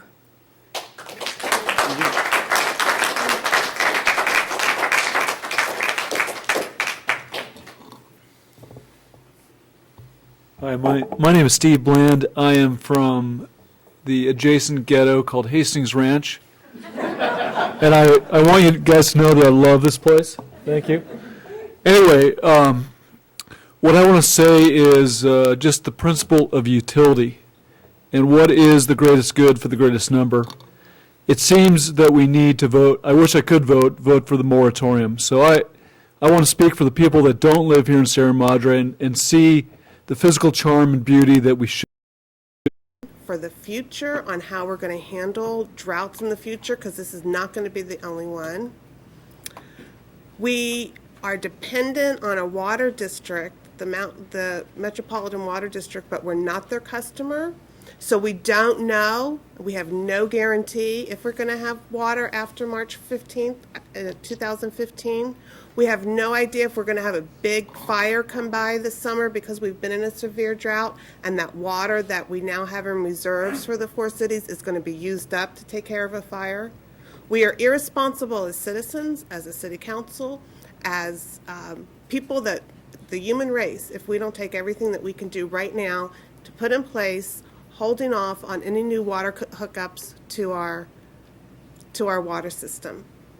We have 3 tools that we can use. I would like to advocate that we go ahead and go to conservation number 3, phase 3. I think we have to do it. I absolutely think we have to put some advertisements in place. I like the thermometer idea. We need to get people conserving. We need to do that. We need to put in our building moratorium, and we need to do a water hookup moratorium because that can be immediately done. And the faster we get started on this, the faster we can work on our plans. We do have committees that will be working on our water conservation plan. The general plan's coming up to the city council here pretty soon. And one of the things in the general plan says that we have to look at our resources, all of our resources, when considering any sort of development in Sierra Madre. That new development is contingent on that supply. And we need to get our point where we have supply for everybody who wants to come into Sierra Madre, but most importantly, we have to have that supply for those that exist now. Moratoriums are temporary, they're not long-lasting. At the end of this, we'll have a plan that we can take well into the future for our children, for our grandchildren, and for everybody here in Sierra Madre. So that's what I would like to see done, and I thank you all for coming out tonight.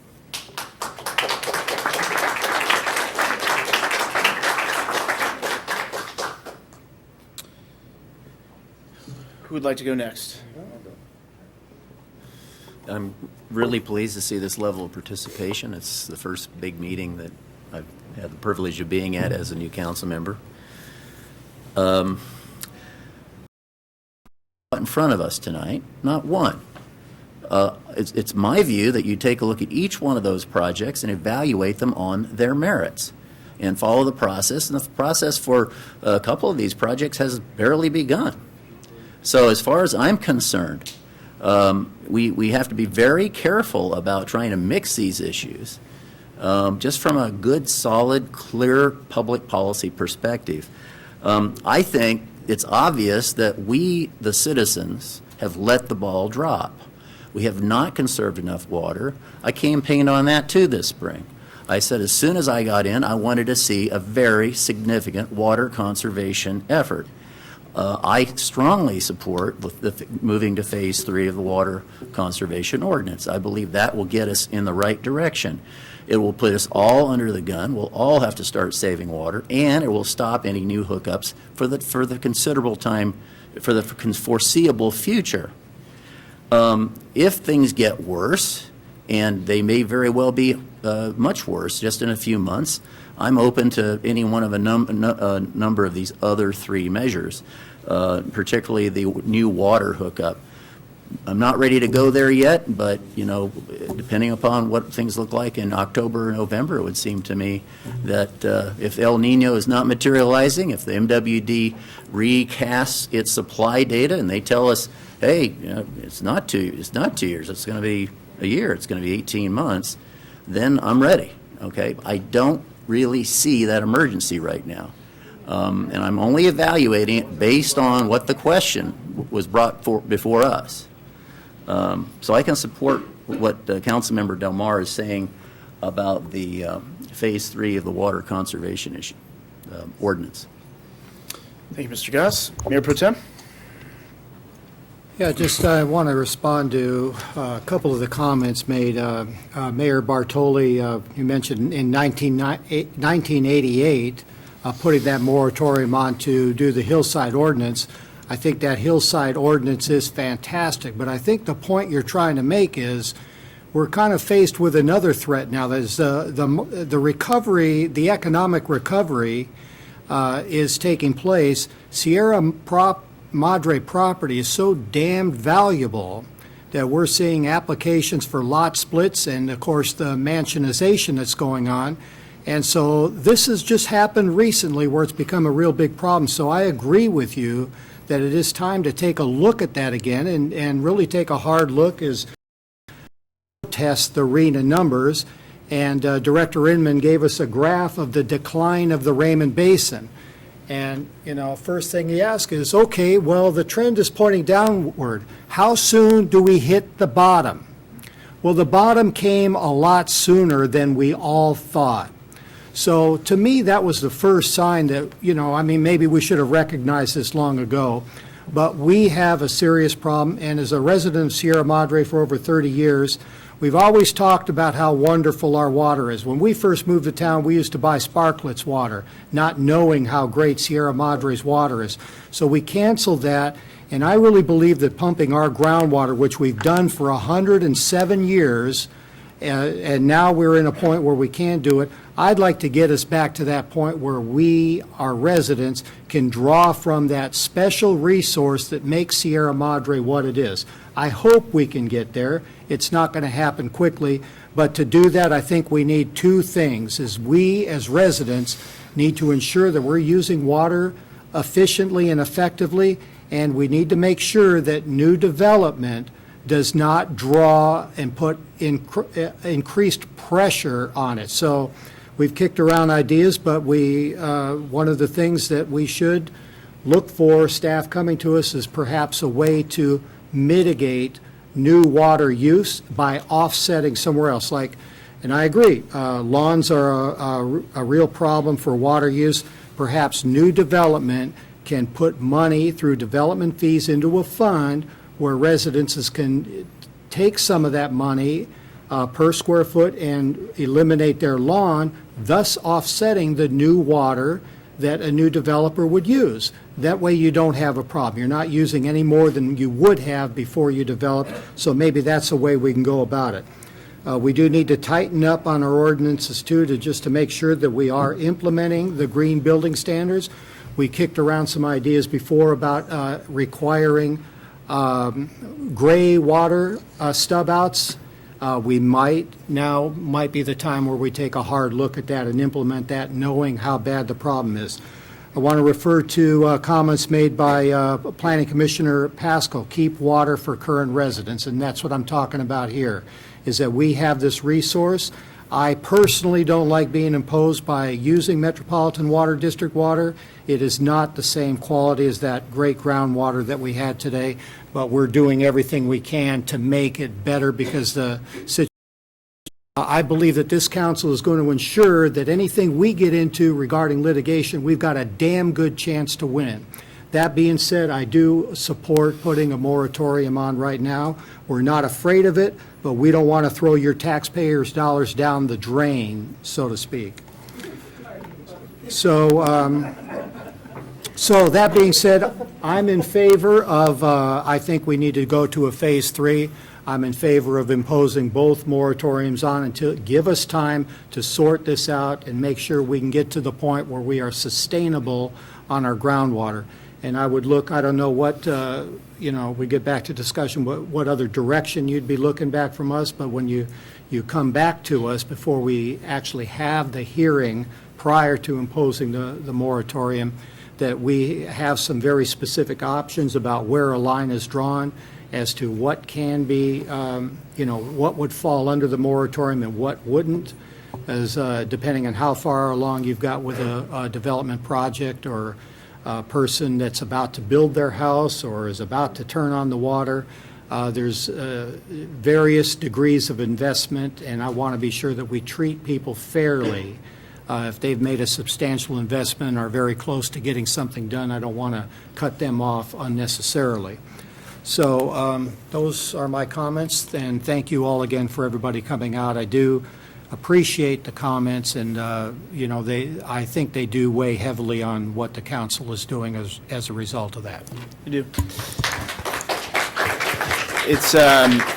It's always difficult going after the mayor pro tem. He's so thorough, and appreciate the comments from all the council members and from the residents. I think that going forward, we'll just put the building moratorium on every agenda so that we get all of you here to help us through this stuff.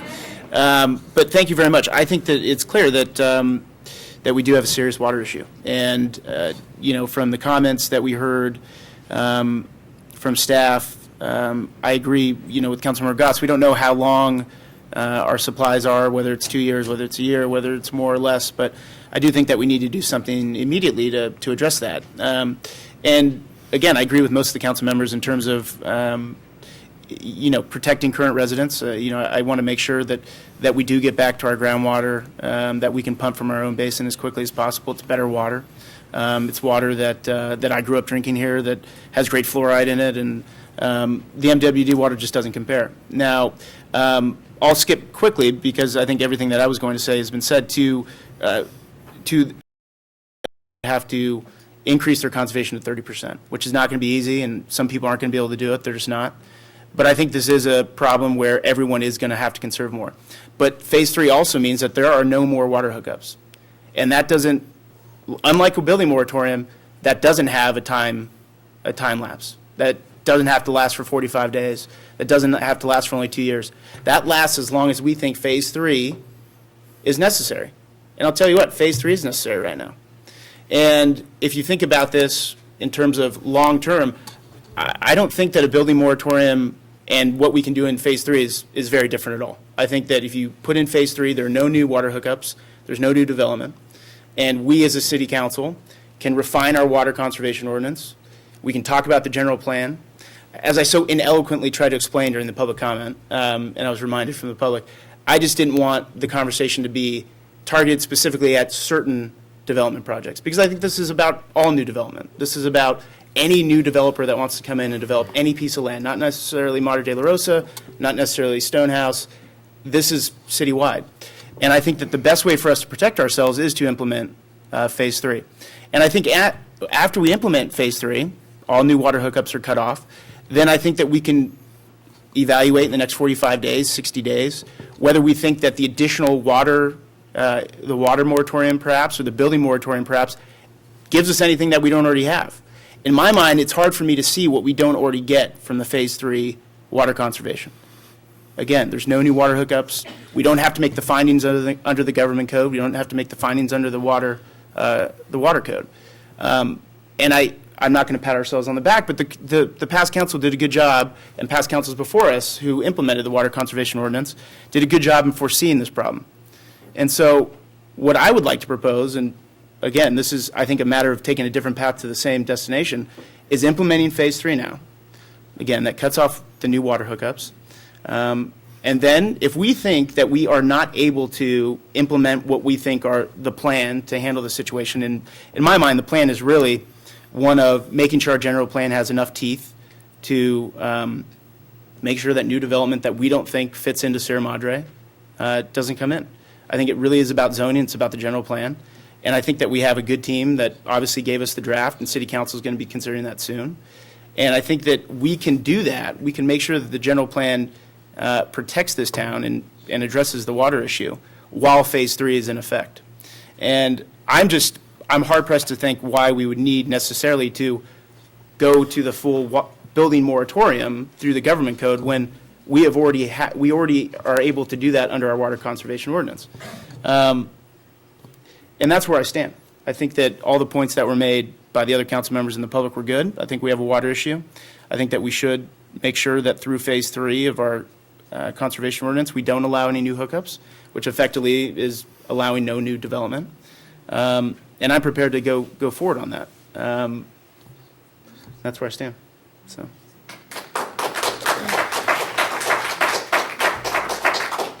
So we don't. We have. It seems like the consensus is Phase 3. I mean, everyone up here wants Phase 3.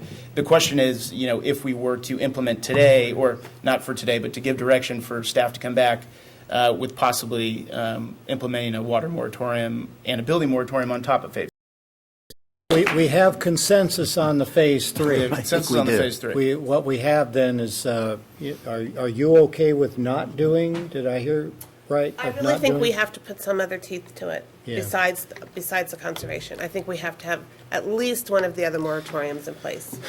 And it's not going to do any, it's not going to be any different. The results are going to be the same. But having a moratorium in place tells the community we're serious about this. And it forces our hand to make sure that we come up with a really good plan going forward. It forces us to do that.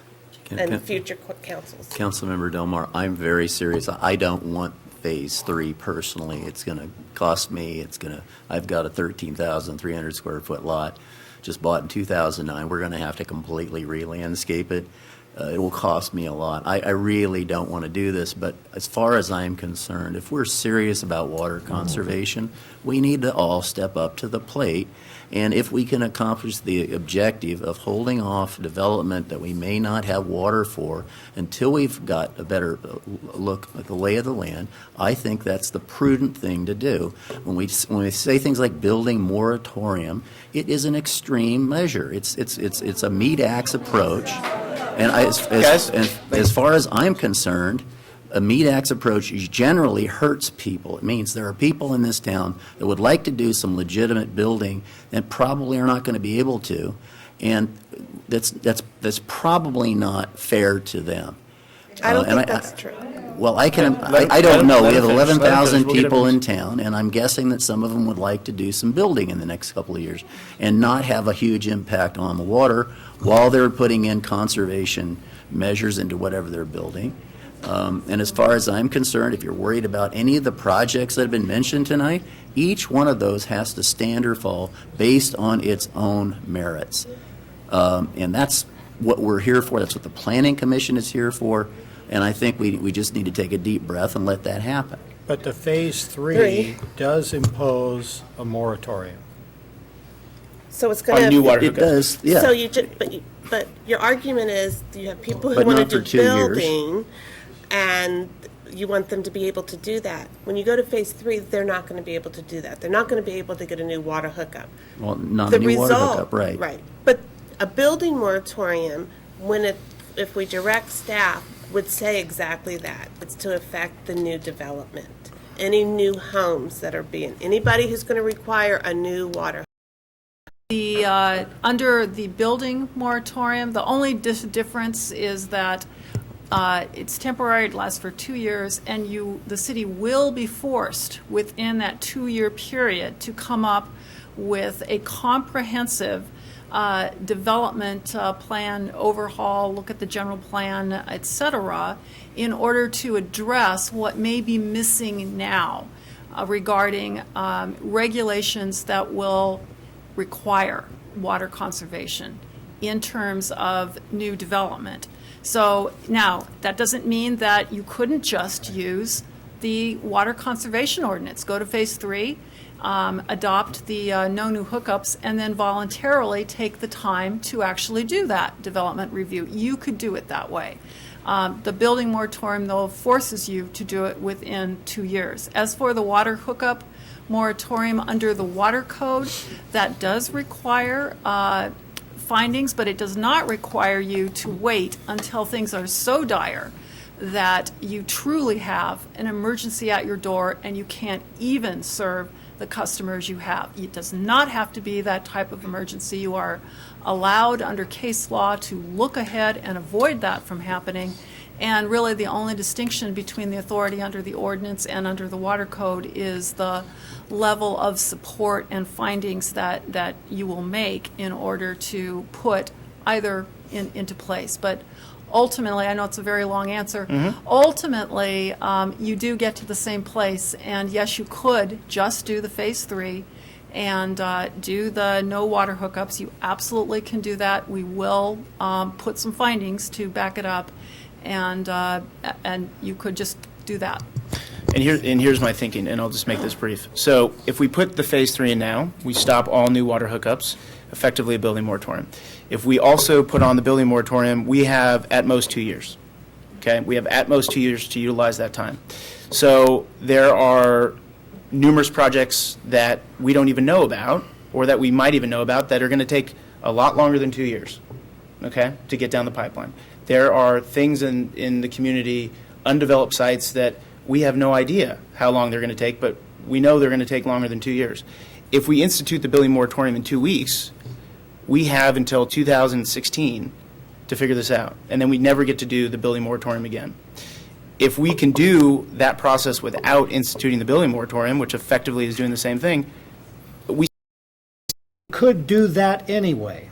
But I like the discipline imposed. If we impose the discipline upon ourselves to kind of go through this process and treat it as if it was the state moratorium, and we go through those findings, and we come up with a plan on what we're going to do to address the problem and lay that out in 45 days, I think I'd be good with it.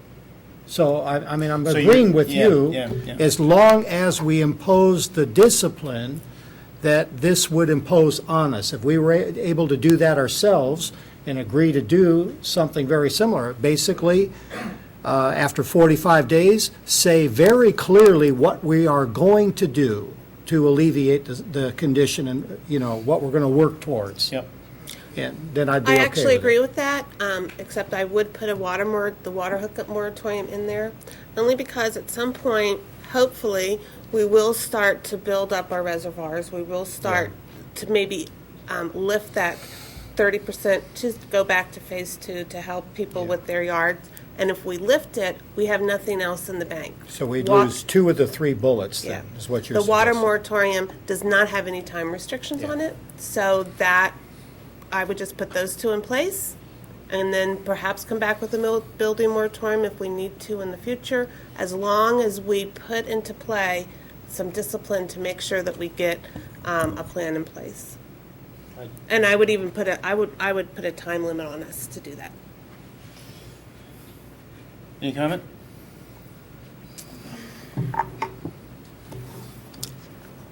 I'm just not persuaded we need to be that draconian. I'm ready to conserve. I'm ready to conserve. I'm ready to do it myself. I'm ready to ask all my neighbors to join me, and I'm ready to ask the city to bite down hard. And I'm ready to come back and revisit this very soon in the fall if we have a real strong opinion that think the situation is worsening. I just do not like this rush which I think is frankly completely aimed at development of projects that are may be in the works, or maybe at least in somebody's mind in the works, that could all be addressed very forthrightly on their merits, one at a time, as we've always done in this town. So it just doesn't. I'm not persuaded we need to take that kind of action. Have that in place in order to make sure that we have a really good water management system. We also just spent $50,000 to hire a consultant because our water, people feel, is not adequate, and we can't be turning the metropolitan water on and off until we get all of that fixed. So, you go to phase 3 and all you're doing, that's really a limited time because the conditions are going to change at some point, and you just need to have another water hookup moratorium, because that really talks about our supply. That really talks about the fact that our water district is not able to support existing people. It is not able to do that. We ran out of water. And that's what that water code says. We ran out of water. We cannot sustain 11,000 people during a drought. We have to do something different. But our water system is sustaining 11,000 people right now. Our water is not. Well, it is not. That's what this is right here. No. So, okay. Well, I don't think we have consensus on the water moratorium itself. And I'll just make one last point, and I'll be completely clear so that it's clear up here and it's clear to the audience. There is nothing that the water moratorium does that phase 3 doesn't do. Okay? There's nothing that it does. Nothing. And it is true. I'm sorry. But phase 3 puts in place a policy to where we do not allow any new water hookups. A water moratorium puts in place a policy where we don't allow any new water hookups. And the findings are going to be similar, okay? The issue, and not going into the legality of it, is the water code is somewhat uncharted territory, okay? To say, and that's all I'm going to say, our phase 3 ordinance, of our water conservation ordinance, this is an ordinance that we have vetted, that we have passed, that is Loctite, that can be, to Councilmember Delmar's point, I don't agree that this is necessarily a short-term thing. That we can keep phase 3 as long as we need to, as long as we think that the findings are there. And the water moratorium is no different. So my point why we wouldn't do both is because one does exactly what the other one does. So I don't think so it doesn't matter. So to me, well, if it doesn't matter, then because of the uncharted legal territory, why one gets us into, And I'm this just going to ordinance say, has not been tested either. I'll leave it Okay, at that. so we weren't I'll going to leave it go at there. that. So I'll leave this it at that. ordinance hasn't, so that's why I'm saying you need to have at least 2 things in place in case one doesn't work, Components of this as well. So what if you came back, and I hate to ask to do all that work, but the findings are the same either way. So could you draft 3 different resolutions? Absolutely. And we come back, and we'll walk out of here with at least the phase 3, and we might get one more. And can you please do the 7-day notice for the water Yes. code? Yeah. Is that In okay? order- No, it's fine. Yeah. Yeah. all the required notices.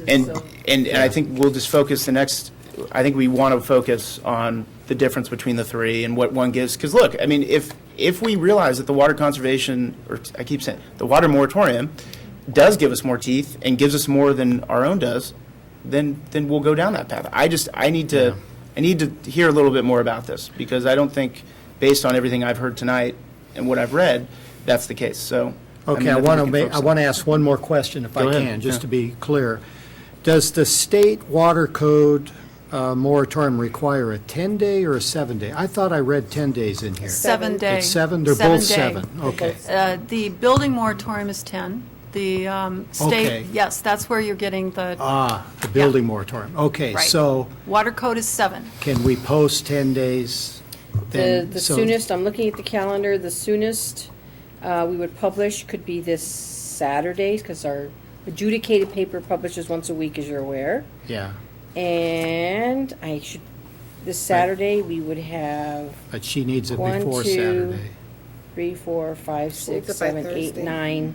It's exactly 10 days Can you get it done? Can you get it to the paper so in time for her to get it in there? We can let the paper know to save some space. Okay. Thank you. All right, so that covers all the bases then, Yeah, and we'll have- then we'll decide next time. We can decide next time. Will Rochelle be back by then? Yes, she will. Is there anything else that you need from us at this point? No, we understand. City manager or the attorney? Okay, well, thank you everyone for coming. We will allow you to leave now that we're done, so. Although we would like you to stick around. We would like you to stay. Yeah, you can stick around if you like, Budget but- talks. There'll be free donuts. Yeah. Just kidding. Now it feels like a planning commission meeting, right? Everybody gets up and leaves. Let's take a little break. Let's take a little break.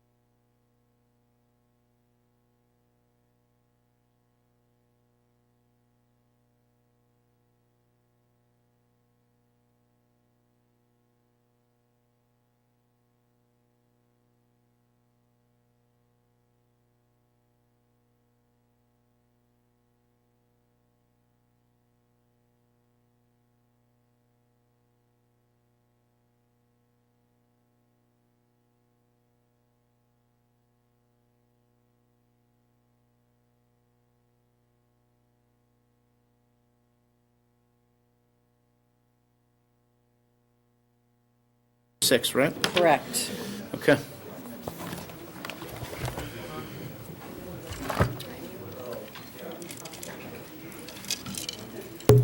Are we ready, Mr. Mayor? We are ready. Okay. The next item on the agenda is consideration of reappointment and appointment of applicants to vacant commissioner seats. Each year at this time, the last meeting of the fiscal year, the city council reviews our board and commission appointments. According to the city's municipal code, technically speaking, all commission seats can be reevaluated at the end of each fiscal year. Historically, what the council has done is I'm on the wrong one, any commission appointments where commissioners have completed their first term and have indicated to us that they are interested in serving was a former Community Services Commissioner, and of course, Councilmember Jean Goss was a former Library Board of Trustees member, so we do have a number of vacancies. The only thing that's a little different from previous reports to the council on this matter is the council's direction regarding the Energy, Environment, and Natural Resources Commission, EENR. A year ago, almost exactly a year ago, the council created the new commission by combining former tree commissioners and green committee members. And the council's hope was that by July of 2015, through regular attrition, it would get down to a seven-member commission. And as tree commissioners resigned, green commissioners could apply for the tree commissioner seats.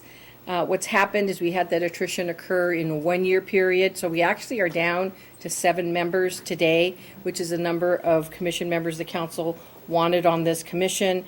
The staff report used the council's previous direction from a year ago that former tree commissioners would serve on the EENR until their term on the Tree Advisory Commission would have expired, and that former Green Committee members and termed out Tree Commission members could apply for any positions vacated by the former Tree Commission. Following that general guideline, the staff report shows what terms each of these 7 remaining EENR commissioners would fall into. The only one who has technically completed 2 terms would be Caroline Brown, but those, of course, were most of that term was as a tree commissioner. The council could appoint her to a new first term as a EENR committee should the council decide to do that. And then all of the other positions have at least a year left. Some don't complete a first term till 2019, and it shows which would be first term and second term.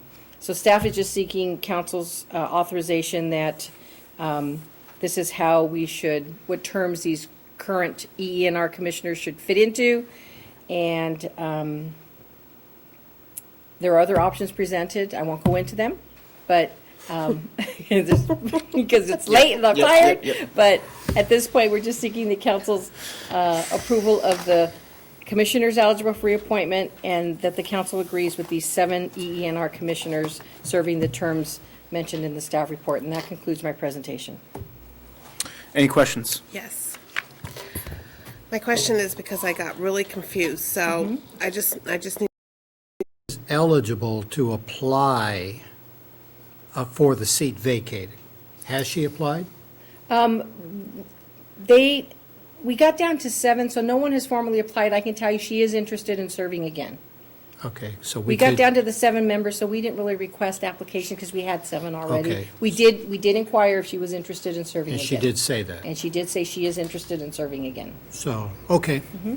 Yeah, and just to follow up, this is a little different than what will happen going forward, right? I mean, obviously, if Caroline technically, is the 7th member and doesn't have to reapply for a new first term, that doesn't mean that when every member of the ENR commission comes up that they can somehow redo their first term or anything. This is just, she's unique because she's the 7th person. She's unique because she's the person who terms out this year. Okay. The staff report actually recommends that the next commissioner to term out, the next one Is Jeff Hall. is Jeff Hall 2015. The staff report actually recommends, that's a year from now, at that point, open it back up again. Right. And, This would be staff's recommendation. and I guess I'm concerned with Jeff maybe coming back in a year and saying, hey, I really love this commission. He can obviously reapply. He can reapply. But, The council's resolution on appointing commissioners, there's a sentence at the bottom that says ultimately the council can, to put it bluntly, do whatever they want to do. You can appoint people who haven't even applied. So they don't have to take a break after their Our- second term? According to the resolution, it should. Okay. They should. Can I point something out? What we had drafted says between the period of July 23rd, 2013 and July 9th, 2015, this procedure will follow, and that's what I had just read. But if he terms out on June 30th, that's still within the July 9th, 2015 window. He'd be eligible just the same as Caroline, just for straight-up reappointment. We could implement that. Well, That's an the option. reason I say that is because what I wanted to do is stick to what we decided and not reinvent the wheel again. And I wanted, which we talked about for a long time. when we right, did it, so yeah. I wanted this to be clear, and under my reading of this, Jeff would Paul, also be eligible to be just like Carolyn and just say, hey, I want to be on it. Then beyond that, they would have to. They fall outside They of fall July outside of that, 2015. then they would have to apply, and we would take applications. And I suppose we could bring one of them back, depending on who. Council to select two applicants to fill two vacancies on the Community Services Commission. There were 5 applications that were received. According to the council's process, the council members received their applications approximately 30 days ago for an opportunity to individually interview the applicants. Then at tonight's meeting, each council member gives their recommendation to the mayor, and then the mayor subsequently puts an appointment forward for a formal vote by the council. The applicants received in alphabetical order: Mr. Andy Benscombe, Ms. Meredith Keith, David Loera Jr., Ms. Debbie Sheridan, and Mr. Robert Tager. I would like to mention that Mr. Tager did email staff today that he has withdrawn his application and is not under consideration this evening. We did invite the applicants to be present this evening to introduce themselves and answer questions from the council. I'm not sure Might now have been how a little many long. how many remain. Yeah, I don't think we have any. And then we have Mrs. Steinberg. Yeah. Well, one of the gentlemen was here. He was, yeah. For the record, Andy Ben Cosme was here, and he introduced himself. Hi, good evening, council members. My name's Mary Steinberg. I live on Auburn Avenue. I'm speaking for Debbie Sheridan. This is her application for Community Services Commissioner. This is her letter and application. I'm sorry that I'm not able to be present this evening for your selection of Community Services Commissioner, as I'm out of town. My background is one of service to the city of Sierra Madre. I was a member of the General Plan Update Steering Committee and liaison for the outreach team, which assisted the consultants with many tasks, and our team also publicized the town hall forums. I learned a tremendous amount about our city during these 4 years. I have an MBA with a concentration in marketing. I've also served as deputy city clerk, am involved in Civic Club and their numerous activities, including board member and recording secretary, was a member of the SM3 TV committee, member of the Art Review Board, and while on the Parents Board for LaSalle, was publicity chairperson, wrote articles for the Sierra Madre Weekly and Arcadia Weekly. I also served as publicity chairperson, referee scheduler, referee, board member for AYSO, as well as coach, team mom, and ran a 4th of July interregional soccer tournament. My 3 kids played baseball and softball at Heasley and Dallas. Up to you guys. I mean, I don't think that there's necessarily a right or wrong way of doing it. I'd rather give the top 2. Want to give the top 2? All right, because so then let's that go. leaves that last person out. That's right. Let's go with the top 2 for right now. And we can start to my right with Councilmember Del Mar. My top 2 would be Deb Sheraton and Andy Benscombe. Okay. Mayor Pro Tem. Deb Sheridan and Meredith Keith, and I just want to say why. I mean, everything that was just said about Deb, I concur with. I worked with her on the General Plan Steering Committee, and I just found that she's not only very outspoken, but she does it in a way that, gets things done, and she is really a hard worker, energetic. And Meredith Keith also is pretty impressive. She's done a lot of good things, and, 4th of July Committee, she seems to be involved in everything. Having grown up here, I think she's a good choice, and that's what distinguishes her, in my mind, versus the others, is the amount of volunteer work that she has done in Sierra Madre. Mr. Bescomi has some pretty good things on his resume, but not yet in Sierra Madre, other than he works here in town and just moved here, which is a good thing. Mr. Loera, again, he's worked here 40 years, but he's just now starting to get involved in things, which I think is great, but it's hard for me to choose him over the two that I suggested just because of their history of volunteerism. I would just add, because, of course, Deb, I worked with Deb on the general Oh, plan. that's right. So I did. But for Mr. Benscombe, I thought it was interesting that he does work in the city and then became a resident. And I felt that would be a good link between our businesses and our community. So. Thank you. Mr. Goss? All four of these people are eminently qualified. This is a tough one for me. I have two that I think are a shade better than the other two, but I think all four of these folks could do this job. I think all four would be good. My top pick is Meredith Keith. I echo the comments I've heard about her. I feel like she's got a good mix of experience here in town, volunteerism here in town. I think, I like Dave Loera, though. I think having grown up here, he has had some activity here in town, and he's got a long history here in town. So I'm voting for Mr. Bencosme. We have Councilmember Goss. I would be in consensus to go with Meredith, if all of you all. Oh, so you would move that to Meredith. Yeah. So 4, okay. And then your other one is for Deb. So now we have 2 for Mr. Loera and 2 for Mr. Sheridan. Miss Sheridan. Sorry, Deb. She's going to watch this. Yeah. So we have 2-2. And I would just argue that Deb has the experience that you're looking for the community services. The other candidate, although he's been here for a long time and does have experience, and I think would be wonderful, I know that Deb has what you need to do. And she has a proven record. Yeah, and I agree. And again, the issue I have with Mr. Loera is that the only thing he's done is served on the UUT committee. He really hasn't volunteered. I really pushed him, talking to him, and I think that's kind of a tough one to start off just with an appointment to a commission when you really haven't, other than you just grew up here. I'm really struggling with how that would qualify him over Deb Sheridan. I would put the question the other way. Why would you choose any of these over Deb? That's the way I'd put it. Mr. Gauss? you mean Meredith? No, we've already decided on So Meredith. Meredith is in. We've got 2 votes for Dave. I told you it was a close call. I do understand that Deb has a considerable amount of experience here.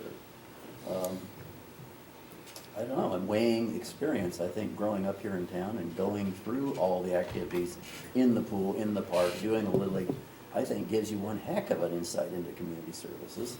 And I don't dispute the fact that Deb has those insights, but from a different perspective. And she so for me, raised it's a very close call. And she raised her children, so she went through all those things with her close children call. here. Yeah.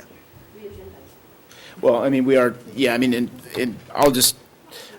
I don't want to disparage anyone over, I think that Deb is great, and I think Dave's great, and I think that they both would be great on the commission. Again, I know that both of them extremely well, and, Well, we bring it back when she's yeah, here. exactly. Now, I think at this point, we can just bring it back and do a tie-breaking vote with Councilmember Arizmendi. And So I'm we're sure she'll all- be thrilled with that. But, at this point, though, Madam City Manager, do we eliminate Ms. Meeting. Okay, thank you. Thank you. Okay, on to item number 7, or the new item number 8, the budget update. Mr. Mayor, if you don't mind, we want to make copies of the PowerPoint presentation because that helps you take Yeah. notes.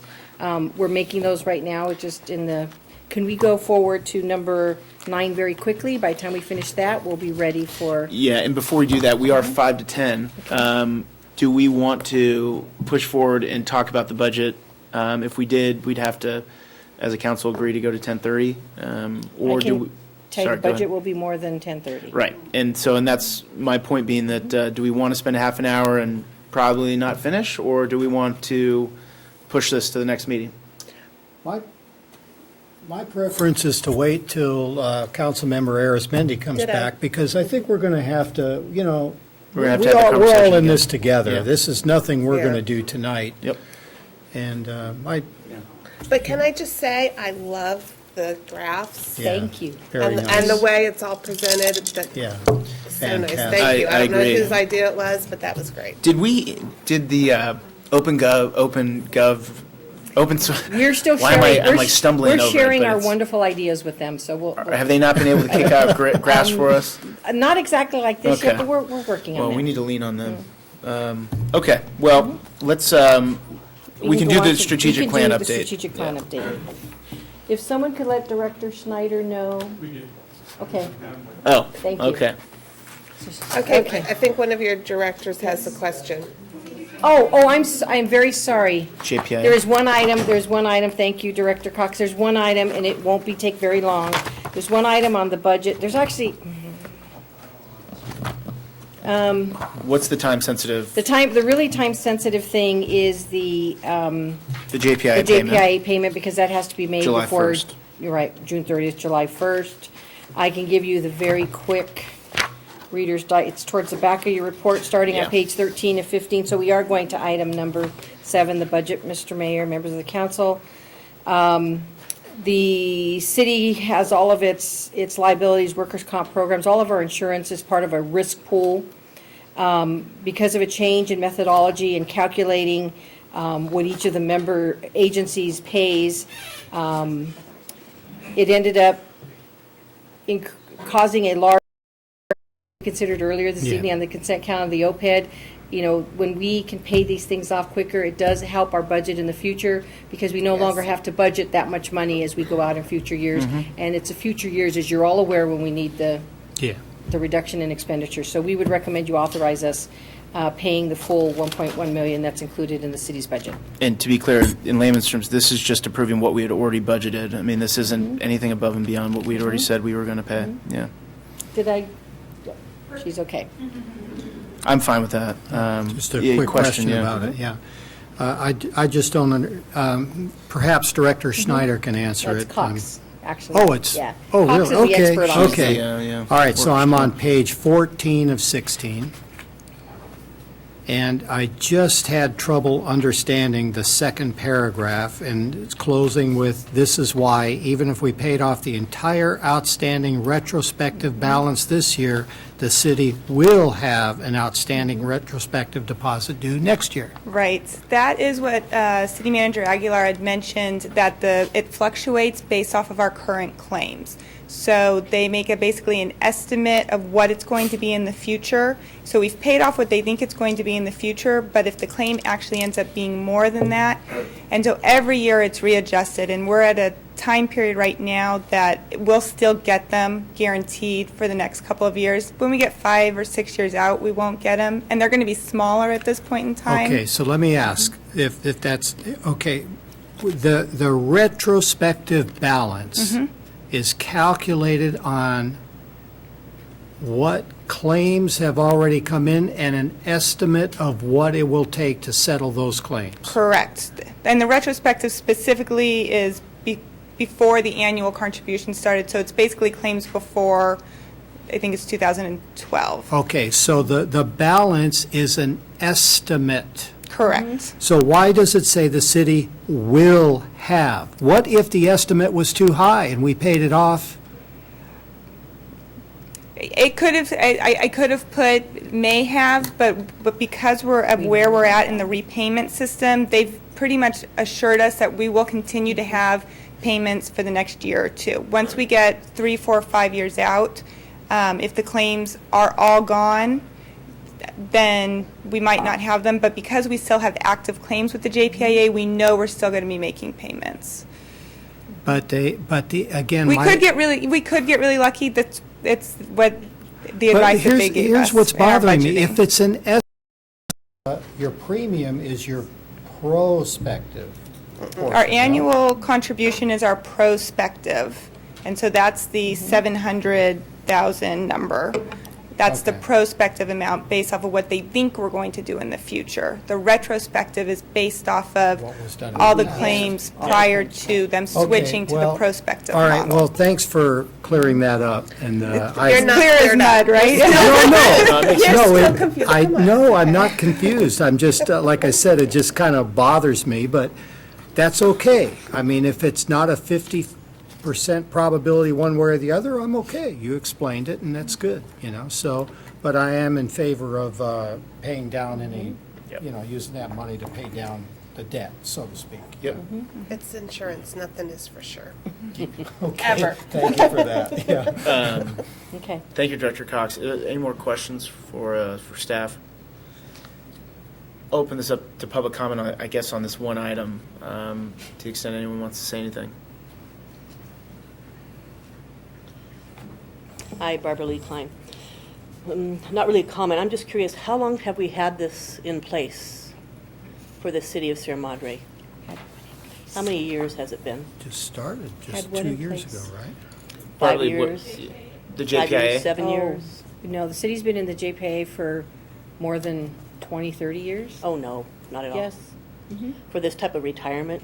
No, it's That's not not retirement. retirement. It's not retirement. Oh, It's workers' comp claims. And Oh, workers' liability comp. claims. Okay, then I'm But the misspeaking. retrospective part came a couple The years ago when they formula notified change it. only Yeah. happened about 2010-ish, yeah. Yes, that's when they told us, now you got to pay this And that's off where on we a had this huge 6-year lump plan. sum. Right. Yeah. Well, 2010, they just told us what the scary amount was. They didn't start the 6-year plan until about 2012. There was a Okay. 2-year period where it was voluntary to make payments, Right. and They that let- didn't work they too let well. cities- they let their cities get their Yeah. It's a financial workers' houses comp in order. insurance. Would there be any safeguard or any reason to hold on to and take a lower estimate of what to do instead to pay off? Is there any safeguarding that would assist the city in anything coming up? No. Otherwise, no. The reason why we're paying it off, just so the public knows, and thank you for the question, Barbara Lee. The reason why we're paying this off quicker now is so that we shave off hopefully 2 years of the payment on the back end, so that when we get into the years where we're showing deficits, we'll have an extra $200,000 to $300,000 to actually go towards that deficit. So that's why we're paying it off quicker. Is, I guess, a simple explanation. I'll bring it back for a vote on this item. Either one can be amended. It's just, I'm fine putting up the updated numbers, because those are the actual numbers. And So- they can be amended, if the council takes fine. budget reductions, we can amend it. Okay. Okay. And if- These are ifs, I mean, are we scheduling that, are we going to agendize that? Scheduling what, sir? We're going to do the numbers, that's fine, but I do want to discuss this. We're bringing this Oh, it's item coming back completely on the back. next Yeah, the meeting. next, It's the coming next next meeting. meeting. Okay. We'll do it the just full allows me to do a presentation. little mechanics in the software. Yep. Thank you. Thank you. We can start Dr. paying Schneider. bills July 1st. Okay, thank you, there's consensus for that, we're good. The strategic plan update, this is actually your first plan that you're seeing with modifications, because as the council is aware, you just adopted your new strategic plan in April of 2014. We'll get the slide going very quickly so people can follow along at home. On the first goal of maintaining and improving the city infrastructure, we were to present a sidewalk master plan at the July 8th council meeting. We are recommending, in fact, this might even go later now, because of the large items we had on tonight's agenda, and now the budget's been pushed forward. We actually will probably revise that to sometime in September. Otherwise, we'll be here till midnight. On July 22nd, we were going to present to the City Council issuing an RFP for the East Tunnel Improvement Study. That is on target. July 22nd, presenting a plan to manage the continuing water discoloration problem. As you're aware, the consultant was hired, and we do expect we're hoping by July 22nd to have a preliminary plan to the City Council so you can see the progress that has been made on that one. By September 9th, present a report to City Council on the conversion of our disinfectant from chlorine to chloramine. Again, it's tied to the item before and the consultant that's been retained. Under maintaining and improving the infrastructure, present a report to the City Council for completion of the fiscal year 13-14 street improvement project. We do have to delay the completion of this project slightly. Michelinda is partially in Sierra Madre, partially in Pasadena, and we are having a delay in working with Pasadena, but we're trying to work that out. On September 23rd, present a recommendation to City Council for action regarding replacing our obsolete voicemail phone systems on target. September 23rd, June 9th, we were to bring a plan to the council for salary compaction in light of the new minimum wage standards. You did get, you received the part-time employee part of that at your last council meeting. We're bringing back the full-time employee portion of that, still aiming for the July 22nd agenda. By July 1st, the mayor and mayor pro tem have been meeting with department heads for feedback. That's on target. By September 1st, the mayor and mayor pro tem is going to be meeting with all the department staffs at each facility to get feedback. That's on target. October 1st is completing the priorities. We call them the number 2 priorities in the adopted recruitment and retention plan. That's all on target. Under attract, develop, and retain staff continued. Develop and present to City Council for consideration alternative organizational structures by October 1st. That's on target. And then by September 1st, present a customer service and communication enhancement plan, and that's on target. Under preserving our small town character with a vibrant downtown, hold at least 3 neighborhood watch meetings throughout the city. That's ongoing and it's on target. July 22nd, obtain direction from the council on the marketing and branding plan. That's on target. August 1st, status report on implementation of a plan to enhance the city's volunteer program and the number of volunteer signups. We are revising that to September 9th. On September 1st, a first draft of the general plan that is being revised to November 1st. And then by October 1st, I'd be glad to answer any questions you might have. Please. Any questions? To say I'm glad to see that the East Tunnel thing is on track. It's something we've been wanting for a couple of years now, so that's great. I saw a lot of things on target. And it's great. Yeah. That's good. I will say that there's a few things, especially the last category, where we're going to bring back July 8th. In light of the budget, we might have to consider. Yeah, might have to consider that. I'll open this up for public comment. They're going the other direction. Yeah, I don't mind. I don't Yeah. blame them. Especially that one leaving right now. Hi, Barbara Lee. Not sure where else to bring this up, so I'm going to address it for the strategic plan update. A couple of things. If you could go into a little bit more detail on the property inspection plan and what that entails. I haven't been following. And I'm so glad that the voicemail phone system's really going to be updated. Very necessary for City Hall. But I'm going to throw it back to the police department, and I haven't addressed the chief on this. Could it be developed an alternative means of getting your car license plate in the computer system? They have nothing for low-income citizens of Sierra Madre. If you don't own a credit card, if you don't have a debit card, if you don't have access to a computer, let's say the library's closed, and you go in at 11 o'clock because you've locked yourself out of the car or you've lost the keys, you have no way to pay the $2 fee in order to not receive a ticket. So I'd like to go back to the old-fashioned way of simply throwing the $2 in the drawer and writing a note to the morning's dispatcher staff that the fee was paid, and then they can implement it into their computer system in the morning. That would help anyone that doesn't have an opportunity, or again, low income. I'm addressing it that way because maybe that will be addressed. to go ahead and put that in as part of their plan. Thanks. Thank you, Barbara Lee. I Barbara Lee, are you apologize, I talking didn't about bring overnight I didn't parking? bring it up to the chief, but this Yeah. is something Can I you just wanted maybe to. touch- I oh, can okay. respond. It is, we understand that not everyone has internet access or debit card. It is still possible to go into the police station and take, they're open 24 hours a day, and get it there over the counter. The It's still overnight? possible to do that, the overnight parking permits. Okay. Barbara's Barbara's shaking her saying no. head. You still can. Chief All right, is saying well- yes, and I know. If we could, I'd like to suggest that we agendize filling the planning commission slot. We do have a qualified applicant, only one. And if you guys are okay with that Absolutely. person, I'd like to just get them seated and just move on. I don't like having the planning commission shorthanded like that. So if we can, Could that be a consent agenda item? We can do that. that would be good. Yeah. Yep. Assuming we don't now receive a mad rush of 5 of them. But if we still have one by next council meeting, I'll put Okay. it on consent. Good. Great. Any other additional items, or are we? I will take a motion to adjourn. I move, we adjourn. Second. All right. All those in favor? Aye. Thanks, guys.